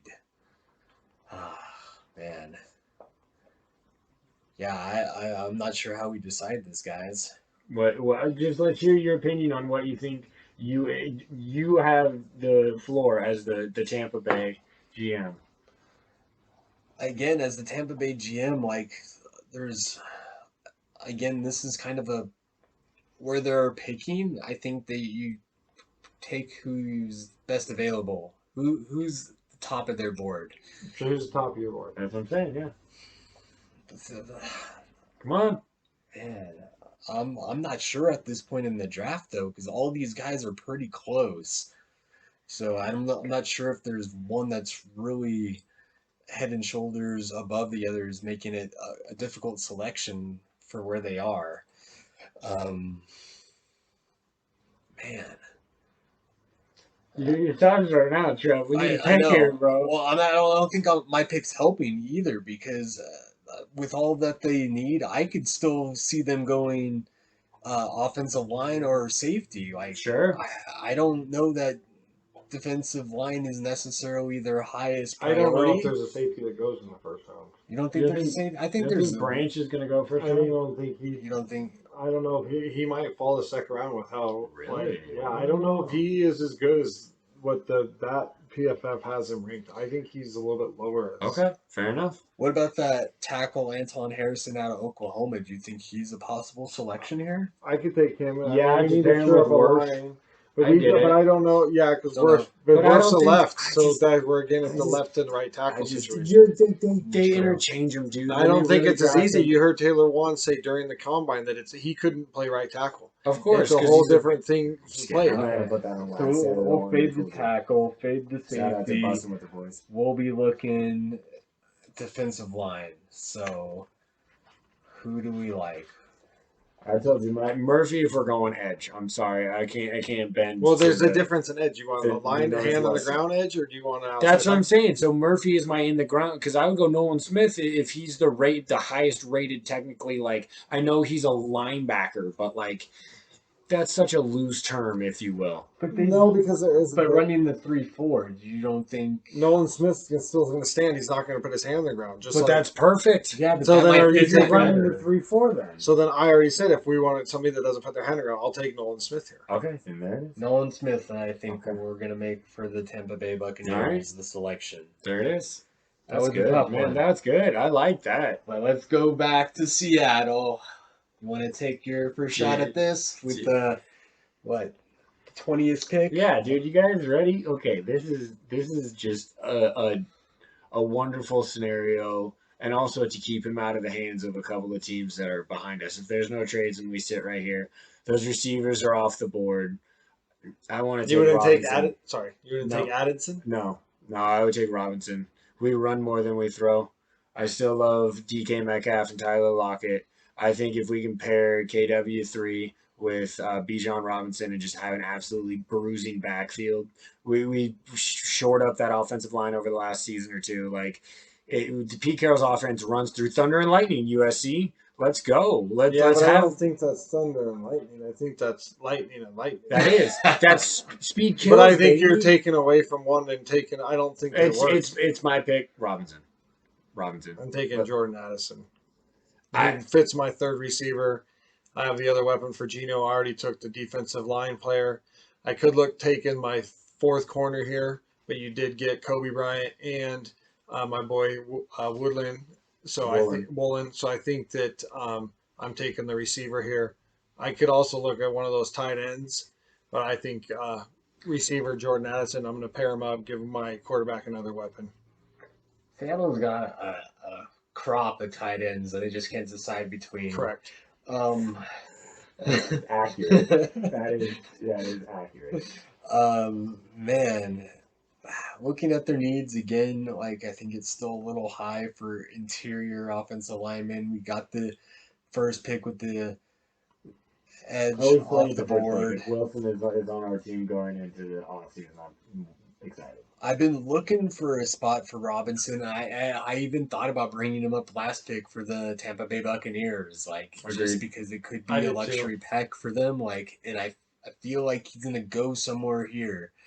I think somewhere here, but I don't think here. That's what I want. That is you were saying what GM Roscoe wants. If Bijan Robinson is right there with Kenneth Walker, I understand, dude. One of the hardest things is to like share touches. But oh my God, could you imagine that 1-2 punch? Could you imagine that in a Pete Carroll-led style offense where we like to run outside zones and it would be amazing. It'd be amazing. Yeah, and you think you would like, or Pete Carroll would like him more than another USC player? Specifically the bloodline. I understand the argument for a wide receiver. It's not necessarily the worst thing. If that's the way you lean and you two overthrow me, I'm not arguing said pick. I just think that we lean more run, and we've had, we just lost Rashad Penny. Unfortunately, Chris Carson, he's never coming. We don't have like a number two. Like I think you fill that number two. You can get that. You can get that other banger from Zach out of UCLA. Or you can even there's definitely later talent. Don't get me wrong. There's like 3 or 4. Like I know who you're referring to on the back end, but I'm just saying with the best prospect there that you've seen to run. This kid could be LT, man. This kid, like he. I just don't want to take away from Walker. I feel like once you take him, because Walker's a 3-down back, so then you're bringing another 3-down back. But why wouldn't we don't have any other 2 behind him? You need at least 2 running backs in today's NFL. There is outside of D. Henry, name me one guy who does everything. Josh Jacobs. For 1 year. For 2 years. He did it for a year, too. Henry, when he was at his prime, it just depends on the running back. I'm lobbying hard, but go ahead and make your pick, Trev. Well, here I don't really have a strong selection either way. Like, the first pick I thought was kind of the obvious pick. This pick is more of a luxury pick. Who you like? And, I think I'm just going to give way to the Seattle fan. I know we'll see if the Seahawks do it because that hasn't been what usually happens when Chuck wants something to... Well, and Rashad Penny, I didn't want to draft Rashad Penny. 20th overall, literally in this spot is where we drafted him 5 years ago. So I'm going to guess the Seahawks don't draft Robinson, but for Chuck, a better prospect. Yeah, Jesus. He falls to us. Thank you. Thank you, buddy. I'll give you that one. Shout out. I'll give you that. Shout out. This is where I would have taken Robinson right here. Oh, for the Chargers? That's exactly why I wanted to get him off the board. Because they're looking at him. Absolutely. With Eckler wanting out of town, absolutely. I'll take so because they have the other kid they drafted offensive line, and he's playing their left tackle. Rashawn Slater. Out of Northwestern. Yeah. So Harrison here, Again, I don't know if Rashad Slater or Harrison can bounce. I do see that there's edge and they have corner there. I think I'm going to take the kid out of. I'm going to go the kid out of Northwestern, the one I can't pronounce his name. Okay. I don't mean to be rude. It is a very tough name. Yes, phonetically, it's a And very I don't tough want to name. mess it up. Right. We don't want to be rude on this podcast. Well, and just go in different routes, seeing that what their needs are, and with the players left on the board in our draft, I think they might go Banks in this situation. I could see Banks. From Maryland. I agree. For a quarterback. Sure, I could if go he's cornerback there. If I'll go he's there. cornerback. I'll go cornerback with you guys here. If you guys Well, want to go because their cornerback. secondary on paper has supposed to have been good, and then it's just been hurt, right? Correct. So Because they got Jones, or not Jones, we got Derwin James, and then they signed, what's his name, from New England last year, but I think he was hurt for the first so many games too, J.C. Jackson. J.C. Jackson, correct. So I thought that was supposed to be a big pickup, I and did it just too. didn't pan Yeah. out. Yeah. Didn't pan And out. part of At least my year other one. reason for throwing out that pick too Sure. is just to mix it up because since Zach picked something, I picked something different. So also wanted to hear from Chuck. No, I 100% love the Banks pick Like right the there. Banks pick, Yeah, yeah. with me snacking Robinson the pick before, which was exactly strategic to that point. It would have been a no brainer Sorry, for it's the Chargers. Lakers, Jesus, the Chargers to turn in that card with Robinson on it. But with him gone in this scenario, I really love that pick. So let's just I jump do into really the. like Robinson's the Charger. I hope that doesn't happen. I don't want. I can see that happen. Seattle. I think that's more likely than him going to Seattle. So Boom. pencil in Banks here, and then let's jump Banks, into yeah. the. Let's see how it works out for you. Come though. on, baby. The Ravens- Find this pod. Hashtag Seattle Seahawks. Let's go. Find Balls and Brews, Nevada. The All right, Ravens. let's Let's jump Ravens into on the Ravens. clock. I'm gonna go. try Oh my to. God, the dumpster fire that is currently known as the Baltimore Ravens. I'm gonna try to add to my offense because I have no receivers, and Yeah. I'm gonna take Addison here Sure. Madison, all right. because he's my better receiver on my board. I'm not as big on Flowers. on Flowers. Sure. Say Flowers. Yeah, on Zay Flowers. I'm not as big on Zay Flowers. I do have him as my fourth receiver, but I'm not as big. I think those three, the Jackson, Jordan, and Quentin, are better. Those three are better than Zay. So so he's my best receiver on the board. I'm taking him to add to my offense. Give some help to whoever's playing quarterback. And with that said, I want to jump in and Yes. say wide receivers seems like the obvious selection. But we all have kind of agreed on the previous pods that we think Lamar is out of there. Okay. And if that's the case, I think Hendon Hooker is the pick here. that could be a good pick. Wow. I mean, really, if you think about the idea that it does make a lot of sense. What happens if you are looking for the trade and part of that piece you get back since you don't, if you can do the trade? People keep talking about trades. I didn't think you could trade a franchise, but NFL Live was talking about getting something back. What happens if you got a quarterback back? I mean, Then that you'd could be- be I Well, mean, an that's ideal. that's hypothesizing with the trade. We're not doing that in this scenario. That did not happen because I would have. But then Lamar is my quarterback then in this trade. Or Technically, in but the season, it's. so I'm going to add to my weapons. I mean, yeah, I understand that I thought logic you makes were under sense. the argument that he's not playing in Baltimore. Right. Well, hey, I don't think he's going to play. I think he's going to sit. You think he's gonna? So then you could. I mean, Hendon Hooker isn't necessarily supposed to be ready this year anyway. Correct. So, that's a sneaky good pick, Trev. That's a sneaky good pick. I had them taking. Let's see here. I believe I wrote down Smith earlier, there's so many Smiths. Receiver? Yeah, he's off the board at this point if it was a receiver. No, it was not a receiver. Oh, But okay. I do love the argument for. So maybe you're looking I'm Cam sorry. Smith, No, corner wide of South receiver. Carolina. No, Addison. I'm sorry. I'm Addison. sorry. I should have not been looking at my notes so long. Yes, Jordan Addison on the board right there because of needing the receiver. You don't really have a lot of wiggle room to go up or down or whatever. Like, Hendon Hooker's not going to be ready. You don't necessarily take that swing either. I think that Addison is the safer pick with having Rashad Bateman. You heard him chirp this offseason talking about the owners like they disrespected the wide receiver room. They haven't really done much. Yeah, you haven't done anything. So Right. So you can't really bark at the Do top. something before you talk. Agreed. So adding Addison because they lost that big tight end Oliver to Minnesota, and then so they're thin. They need pass catchers, and you can't necessarily draft a quarterback for the future when you have a turmoil. Addison's done it in 2 different systems. He did it in Pittsburgh and did it in USC. So it's Okay. not like he was So playing. he can pick up he things played as he 2 goes. different quarterbacks. So it's not just He can one adapt. guy that was tossing it all around the field. He played with He should two be dudes that were good. Right. They were both good. But So, he seems Caleb like Williams the plug and is- play. Is Correct. going into the season as the #1 prospect for sure. Correct. We The got- only reason I didn't have him go earlier is I thought that Quentin fits better with the Lions being Sure. an outside guy. Agreed. Right. Otherwise, I think Addison is the Agreed. better receiver on my board. All Okay. right, so we So- got Addison going to the Baltimore Ravens. Next on the clock is the Minnesota Vikings. Who you like? I'm taking. I'm going to take one of the. So we can't stop anybody. Yeah, defense has been the major problem in Minnesota. So I know we took Stop, Banks. no, I know we no, took Banks that's- earlier. yeah, that's where I'm I going to was take gonna the go. other corner. I'm going to take Forbes as the other corner. He's small, but he's locked down. Had the most picks. Played in the SEC. Still didn't get hurt. Okay. Still played with the big boys. I'm going to take Forbes as my corner there. Locked down. And yeah, You like him over Cam Smith from That's what I'm Sunset? saying. yep, that's I the like other him one. over That's the Cam other Smith. prospect. I do. What about you, Chuck? Okay, man, we are talking about the minute.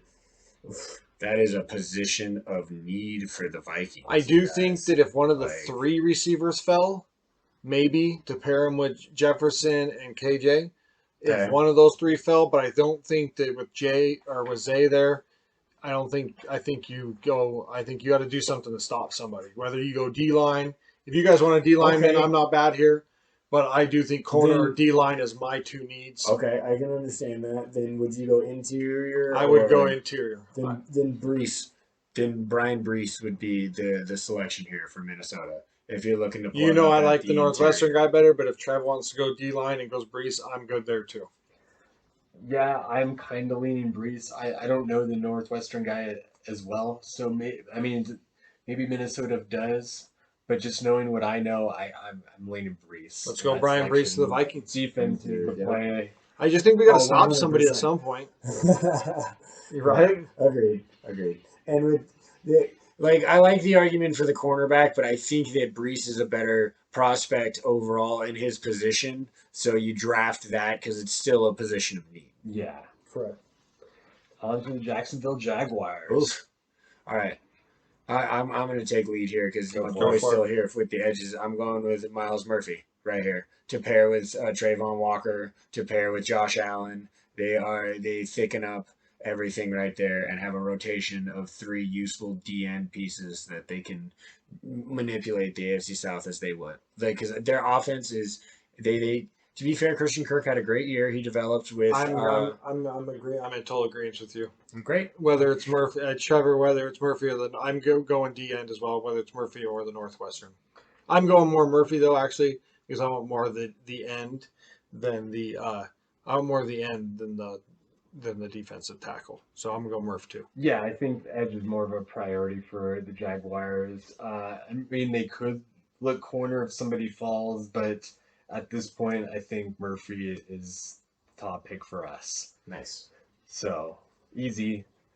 On to the Giants. Giants, I mean, we went out and did a lot offensively, right? We went and signed Slayton back. We got Waller.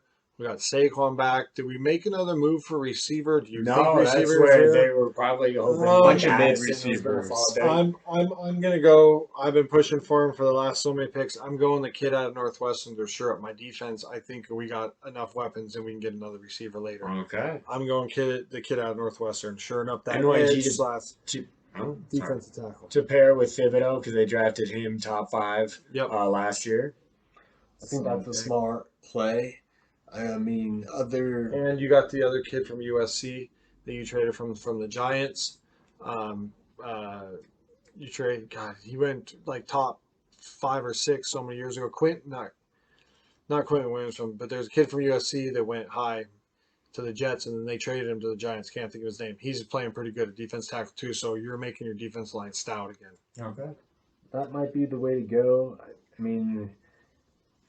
Receiver is also a position That's you where look I'm at. looking. That's exactly what I'm looking I mean, it depends on who they like at this point. Like, Zay Flowers is definitely up there.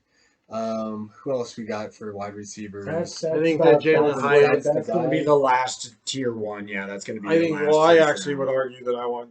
I was going to argue I want Jalen Hyatt for the Chiefs because I want that burner. So I think Jalen Hyatt's number 5, but I think you get all 5 in the first round. Also, I mean, safety's a need for him too. Branch, I think could take a look at. Center, I think they wait till later. Linebacker, I think they wait till later. I don't hate the pick on the D line, that Northwestern guy, but just with such a need that it was last year, I think they're gonna overcompensate this season. Thank you. And I think that would be Zay Flowers. It's Zay Flowers. You going Zay Flowers? There's not a shot in hell they're not drafting a wide receiver. Pencil him in, Trev. If the wide receiver run happens and they miss out, then sure. But Zay Flowers he's touted enough at 25 overall for the Giants. They pulled Kadarius Toney at like 10 or 12 out of Florida nowhere. You know what I mean? So like they're hungry for wide receiver talent. Like Zay Flowers. Super hungry. Yeah. Like if they're desperate, that's the position. Yes. Cowboys it is, and this is where I have your Northwestern boy going. They need some help on that D line. Can we argue tight end here? We just I was lost going to go Dalton tight end. Schultz. I was going to go tight end here. I do like the there. Northwestern. I do like my guy from Northwestern, but I want the tight end. I'm an offensive coach. I want to run the football. I'm going to take the kid out of Notre Dame because he's a better blocking tight end, and I want to run the ball. All right, that makes a lot of sense. That is literally what I have written down right here. That is the scenario outside of if Bijan Robinson drops to them somehow. I thought Bijan could. There is a chance that he gets They back. are by far the hungriest when it comes to running back with losing Zeke. I know they have Pollard. And I think you have that Tampa Bay and Baltimore Ravens and Chargers group right there. Was Dallas the team that got Ronald Jones as their backup? Yes. Okay, so they have an okay backup. I just wanted to double check because I thought that's what happened. But okay. So Michael Mayer being the first tight end off the board, going to Dallas. Right, with Dalton Schultz leaving, and you really don't have a lot of pass catching threats. And like, my receiver, right, and we don't have our receivers are off the board. Right. So I'm going. I think that we got the good pick. The dude is huge. He's like 6'7", like 260. So the guy's LeBron playing tight end. You got the Bills coming up next. I think we gotta go. Offensive line. I want to take the first guard, and I want to take Cyrus because we need more help at the guard. I want to take the kid out of Florida, Cyrus Torrance. I think his name Torrance, is correct. I want to take him right here and stir up my inside of my offensive line. I will agree with you with our draft. If there's a defensive back that falls, I could see them taking a look. They need that bad. But if that doesn't happen, which it hasn't in ours, then yes. Interior lineman, let's go Torrance. I also made the argument for Harrison. So if you guys want to go interior instead of exterior lineman, I really go interior. I will secede to that. You guys can definitely like that. Interior is more. Sure, I just think the tackle right there, and that's the fourth best tackle. Once you get out of him, then it really does drop. So like, I also do get the interior line for sure. So get it. Yeah, since we're later in the draft, we'll go interior there. And next, we'll have the Bengals. So here, I want to argue that this is where maybe Branch comes off the board, and I kind of like him here. We just lost our safety. Bates. True. We just lost Bates. My other argue is if we want to go, since Banks is off the board, if we want to go Forbes, right? We saw Forbes on the board, Emmanuel Forbes. You voted for him earlier, but we I want to go corner. I want to go some type of defensive back here if I'm the Bengals. I really love my offense.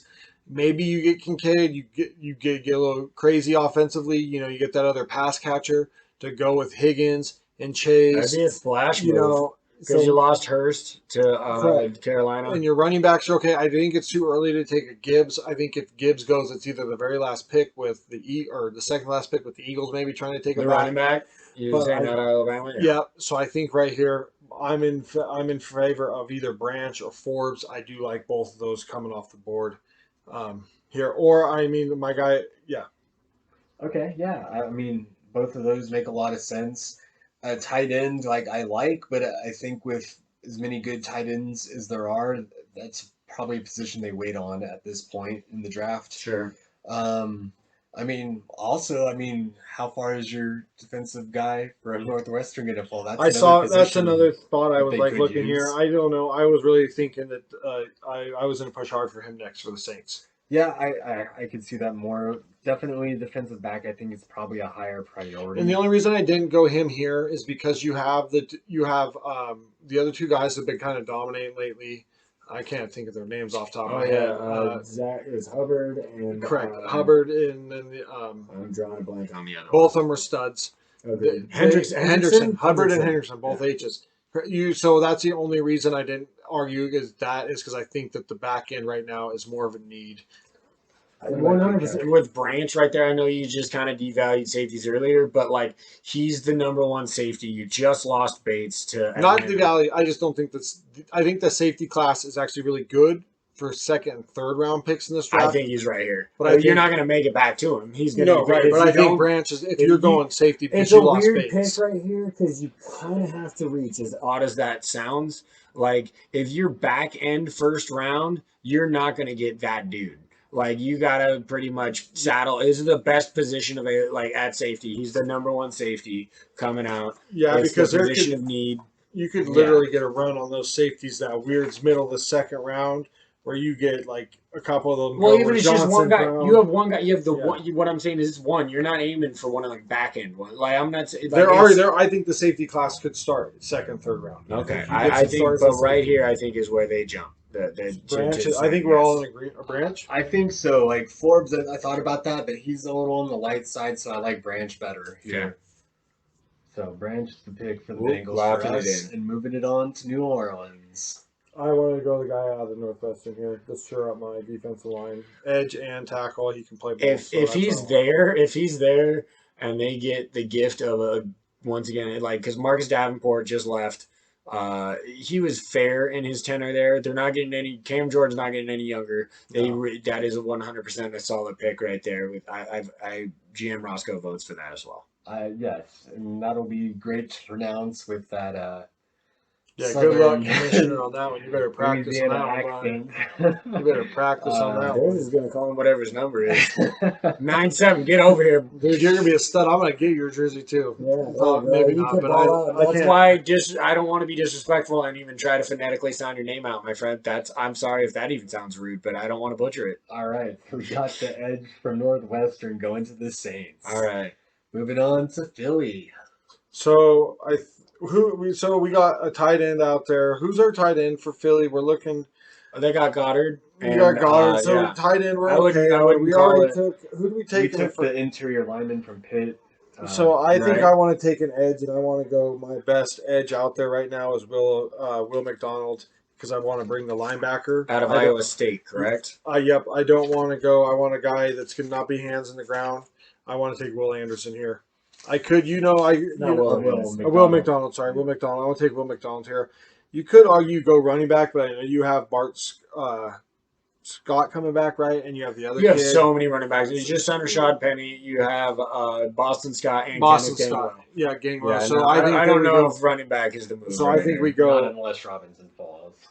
I don't think he falls that far. I think Probably he's not. gone. I think we go Will McDonald. I love the edge, and I want the I linebacker. don't. That's a nasty pick considering what we gave him in number 10 as well. We just So gave him two defensive Yeah. starters, probably. I mean, give or take. On the line. No, McDonald's going to be probably more hands. Still, off, but dude, still. on ball, off ball, either Correct. or. Like that's the flexibility is legit. I don't know, man. Philly at that right there. What could they really use? A linebacker they could very much use, but there's no linebackers really rated in the first round that I could think of. You took It just came to me, N'Kobe Dean. You took N'Kobe Dean. last season. You took N'Kobe Dean in the third round, so you have your linebacker. You Well, that's have your one. But right. I'm just saying they don't really have with the packages they like to run. They do 2-3 linebackers all over the place. Mel McDonald is that linebacker. You think so? He Okay, is. He's not. the He's edge the slash okay. correct. He's your outside linebacker. Then look at your overall, notes, it says outside linebacker. I will give that cosign to that pick as I get shit on live on the air. It's okay. Life happens. Yeah, I mean, yeah. Or just make it an easy three-way choice. Will McDonald going to Philadelphia, Like it. Last pick. stacking that line. Last pick for the defending champs because Miami be tampering. Instead of pick away from their us. pick, you convert. I think Bullshit. I go receiver here, and I want to take the fast guy. We have everything kind of else in place, unless we want to go corner. They took a couple corners last year in the draft that played a lot. I don't know who we got left on the board for edge, but I think I want to go wide receiver and take Jalen Hyatt because Branch is off the board too as a need at my back end of my safety. I'm going to take Jalen Hyatt. I would say that Patrick Mahomes can turn any wide receiver into anybody. They drafted Sky Moore last year.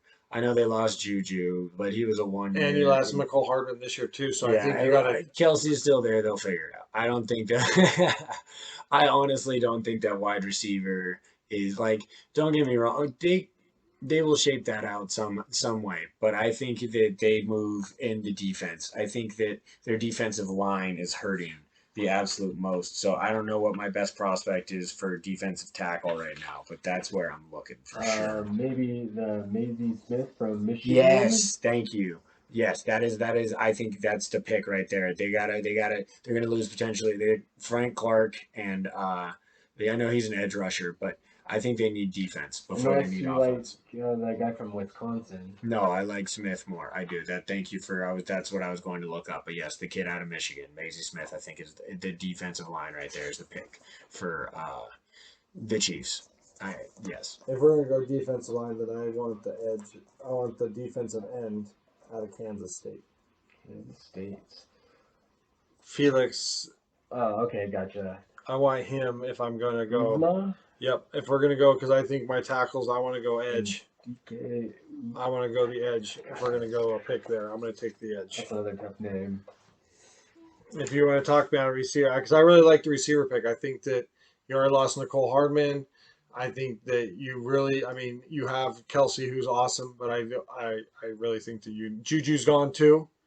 Juju's gone, so I think you need a receiver. I agree they need a receiver, but with the lot that's left, I'm not sure who the guy is. I think Jalen Hyatt is a burner. He's one of the fastest ones in the group. I think that I like him. Oh, I like him and Zay almost about the same. I think Zay's a little bit better. Zay's already off the board, though. Correct. Yeah. But that's how high I have or low I have Zay compared to Jalen. I think they're right about the same. So you I don't think Hyatt better than Rice, Wilson, correct. Dell, and Downs? Yep. Because that's like kind of the next group that's I think all kind of mished in I think there. Downs is that very next receiver that comes off, and maybe he goes early second, mid second. But yeah, I think that I like Jalen Hyatt here a lot. I like adding to that offense. I think our defense is okay, and we can take care of some of those other pieces a little bit later on. So I'm a little torn here because like the wide receivers, like I kind of agree that's more the position of need, but I think the value might be more in the D line at this selection. So I am not sure I'm not sure on who I would pick here. The wide receivers, like I said, there's a group of them. I kind of like Hyatt as your selection because he is the speedster, and that's what I think they would look for more than the route runner. Yeah, because you got Sky Moore as more of the other guy going around, and Jalen Hyatt's more the guy that's running the nines. But then, yeah, I'm not sure on the D line, like whether See, I don't think that we have a value. I think that we're overtaking the D line here. I think you're overtaking the D line. Yep, I think that. The better prospect is. I think the better prospects. On my board, the wide receiver is higher than my next defensive lineman. Really? Yes. Because I think a lot of the ratings would have it the other way around, and I think the guy that you mentioned from Kansas State would be close. He would probably be the next lineman on the list, right? And then Smith from Michigan would be right behind him. So those were definitely the top two guys that they would consider if they were to go that direction. Sure. I mean, just to put a cap on it, though, damn. Being that their coach is Travis got Andy stuck Reid, in the middle a lot tonight. he did. Okay. I guess I'll go Hyatt as well, just because I see them valuing the wide receiver more. Andy Reid, offensive coach, can never use too many weapons. Yeah. Okay. So that's it for our first round. Wow. So that's what we would do. We had some good combos there. Next week we got a lot of basketball coming up, so we'll get into a little bit more draft stuff next week. But yeah, good first round, guys. That was good. Hope we gave you a lot of the draft content there.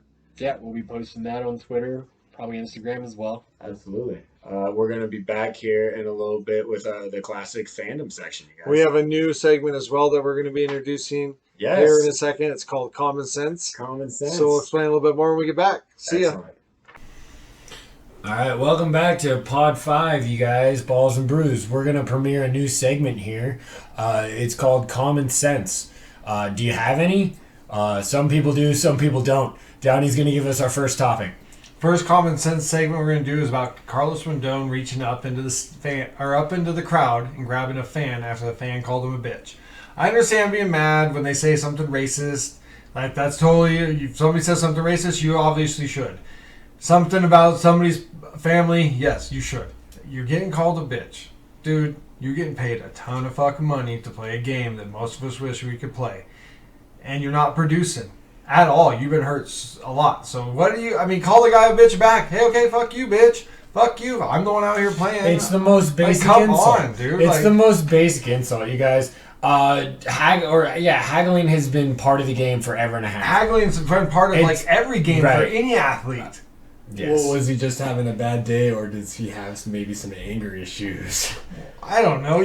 Come on, reaching up into the crowd. You have to show a little wherewithal there, though, right? Or come on, pop back at him. Be like, dude, are you verbally maybe? You're right, you're the dude physically in the stands. I'm the one down here playing, and you gotta keep your hands to yourself. You gotta keep your hands to yourself. There's nothing that brought you forth to do that. Even any words except for, like you said, potentially like a racist remark. Correct. Or like threatening my family would probably send me over the deep end. I totally get that. But a bitch, how many times have you been called a bitch in your life, bro? A whole lot. I guarantee you that. Some of your closest friends have called you a bitch. And I hope a whole lot more now. They're gonna. I hope every stadium you walk into, you just get haggled. No common sense. No common sense. And to lead into the fandom of mine is fandom. Let's go. This is the best. We need to have like some background noise. Pop, pop, pop, pop, pop. Fandom coming soon. But yeah, it's some of the common sense. Just to go off of what I was talking about last week with the Mavericks, like Cuban, I feel like really dropped the ball here. It came out earlier, a couple days ago, that when Luka was interviewed about Brunson losing him, that they wish they still had him, and then Cuban comes out saying that they lost him because of the family, in particular his father, and it doesn't make any sense, because the Mavericks, I don't know if they were just trying to get the deal, but you had your chance to sign him. You could have made his dad a coach on your staff like the Knicks did, and it was just dropping the ball. Like, the Mavericks were building a team like through the draft and how you should, and they just let it all fall apart and have taken swings at Kyrie, and we'll see how well that works out, because never does. Kyrie's been a cancer, and they're going to throw the bag at him, I think, just to try and keep Luka, but if they don't, Luka seems like he's going to be out of there. And just to take it a whole other similar direction, just the player empowerment in the NBA has gotten a little out of control. And I think we all can speak to this. I'm sure LeBron's kind of started... he took the lead, let's say, and it's been good for the players, and parts of that is great for the NBA, and then parts of it are not, because it's gotten ridiculous with players not honoring their contracts, from them demanding trades, from them being able to run the league. And I don't know. What do you guys think? On that one specifically, there is a very sensitive balance to it, in the idea that like a contract is a contract for a reason. Like, and if I sign you to the 2 to 3 years, and I want to, or longer, complaining your way out of a contract is so disingenuous. I would say it's not like this team is asking anything out of you that isn't your profession. You're still playing professional basketball. Yes, there's extenuating circumstances, but I think the point that Trevor's making is that most of the reason why people are bitching isn't a stuff to bitch about. Shut up and play the game. Like, why I hate that sentiment too. I don't want to say it that way, but like, you shouldn't just be able to say, oh, I don't like this, and now I'm going to go link up with my 2 best friends in the middle of a season. It's one thing if you're a free agent. Like, that's one of the things, to go back to this, I don't shit on KD for going to the Warriors. He did it in free agency. He didn't complain. He busted himself up later asking for a trade. But, like, at that stage, he did that in free agency. If you pair up like that, that's one thing. But complaining your way out of a city because you don't like the way it's ran or whatever, or they're not getting the right people around me, or like what you were pointing to is the LeBron contract, the 1 guaranteed year with the player option for the second year if you don't do what I want you to do. Zach, I want your opinion on. I know you have a very strong So view my opinion on the player empowerment. empowerment is I don't like going to playing with another star. I want to beat somebody. I want to beat the best. I don't want to play with the best. I'm Right. competitive, You don't I'm like competitive as all hell. I don't want to. I want to win all the Against time. you want to. I'll bench the best. Right. I don't want to go play with the best to beat somebody else. I want to beat them by myself or with the team that is made around me. I do understand trades, and I like the Warriors the way they play, but if I'm KD, I'm not going to play with the team that just beat me. I want to beat that team. Okay. I'm not so I don't like playing with I don't like playing with the stars. Chuck, what's your fandom? Oh my goodness. All right. It's kind of petty, but it's something I've always been a little bit irritated about NFL is why you're so restricting when it comes to having alternate uniforms. You can literally only have 3 color patterns, and one. Now they just brought 2 helmets. They just brought 2 helmets this year or last year. So yeah, I mean, okay, you got it's not a matter of money because college teams do it literally every week. Okay, so don't tell me that you can't profit off of making a bunch of like. It's correct. There's so many different unis that teams could do, like or helmets. Think about some of the sick helmets we've seen in college. There'd be some sick. I just think helmets. that they shouldn't like. I'm not saying an alternate every unit or No. week. What I'm saying is that like throwbacks, you should just be able to make those. Correct. Like or different color alternates. Where something's a little bit more highlighted than another thing or whatever. But like, I just think that the NFL is too restrictive on. Their uniforms. I always have. I think that you can open up a fan experience. Look at the NBA. Holy shit, dude. They drop city versions of this and different things of that. And like the Warriors have 74 home jerseys. They play 41 games at home a year. Whoa. Come on. Some of them are dope as shit. I'm not. I'm just saying. I think that there's an opportunity to introduce more threads. If you look around, like the hats and things like that, they have those in 1,005 different patterns. Why couldn't they apply that to jerseys? I totally agree. I think that the NFL is way too restrictive on it. You could have so many cool like designs and color schemes for some of this stuff. All sorts of crazy stuff. It's a missed opportunity, I think. Yeah, Oregon and Maryland, I think, are doing it right. They got so many different options. It's hell, even teams like Rutgers or Oklahoma State or like Baylor or dude, Louisville's got some crazy chrome things going on. The UW does it. Shout, but it's. Notre Dame likes even to do the some weird Wolfpack has things. some pretty sweet They different do. helmets that come out. They so, do, I mean, right? It is. Come on, you let's guys. get some pro stuff happening. Right? Why not? Is it for the tradition of the sport or something? I don't agree the with NFL it. holding you by the balls. Hey, nah. I'm really surprised they don't try to capitalize on it too, because they try They to love making capitalize money. on everything Seems else, They man. love making money. Right, and it just seems like it's doing it in every other league. Hey, the baseball shit, even MLB, the most uptight league in the fucking world, lets you wear baby blues. Like every team has a baby blue alternate. Not every team, but a lot. the point is, go ahead, Downey. I want to hear your fandom, man. You guys have heard me rant for the last 10 minutes. My fandom today is going to be about hockey. Let's go. So I wasn't a huge hockey fan until as of late.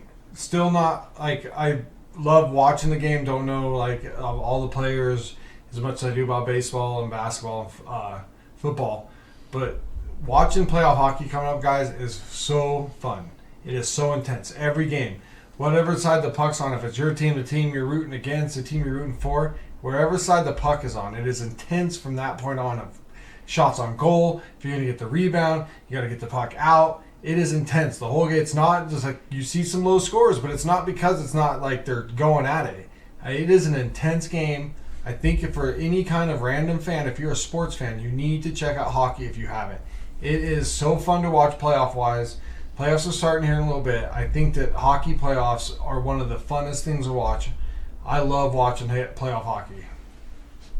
So I will throw in, basically I fall in line with that as well. Like, I've watched hockey, if you will, on and off throughout my entire life, but never seriously, never had a team to latch onto as a Seattle boy. Up until now, the Kraken, who are once again closing in on their first playoff spot. But I completely agree with that. The pace of if you just enjoy intensity in your sports, like, it's a condensed version of soccer where you can beat the crap out of each other. Like, it's seriously, like, the strategy is relatively the same, and the net's much smaller, and you got a bigger goalie, but, like, it's intense. That is a great word for hockey. If anything, it's just quickness, like, and to think that these are, they're on ice skates doing these things, like, it's athleticism. They're brutes out there, dude. Shout out to the NHL. Trying to figure out the rules is a little tricky. The rules don't necessarily, like, all the line patterns and stuff like that. That's confusing to me too. So you don't have to necessarily, I'm not saying don't know the rules, but you can still watch hockey and not necessarily know what certain lines do and certain starts and stops and all that kind of stuff. You can learn that as you go, but just for the intensity of the game where it pulls my eye. I completely agree with that, Downey. Yeah, high-paced, intense, easy to just get into as far as the playoff hockey goes. I mean, it's an event, especially if you're there. Definitely something to watch and something we'll be watching. Yeah, so something to keep your eye on. Hey, NHL playoffs start April 17th. Basketball playoffs play-in start April 11th. The basketball That's 5 days, y'all. The actual basketball playoffs start on the 15th.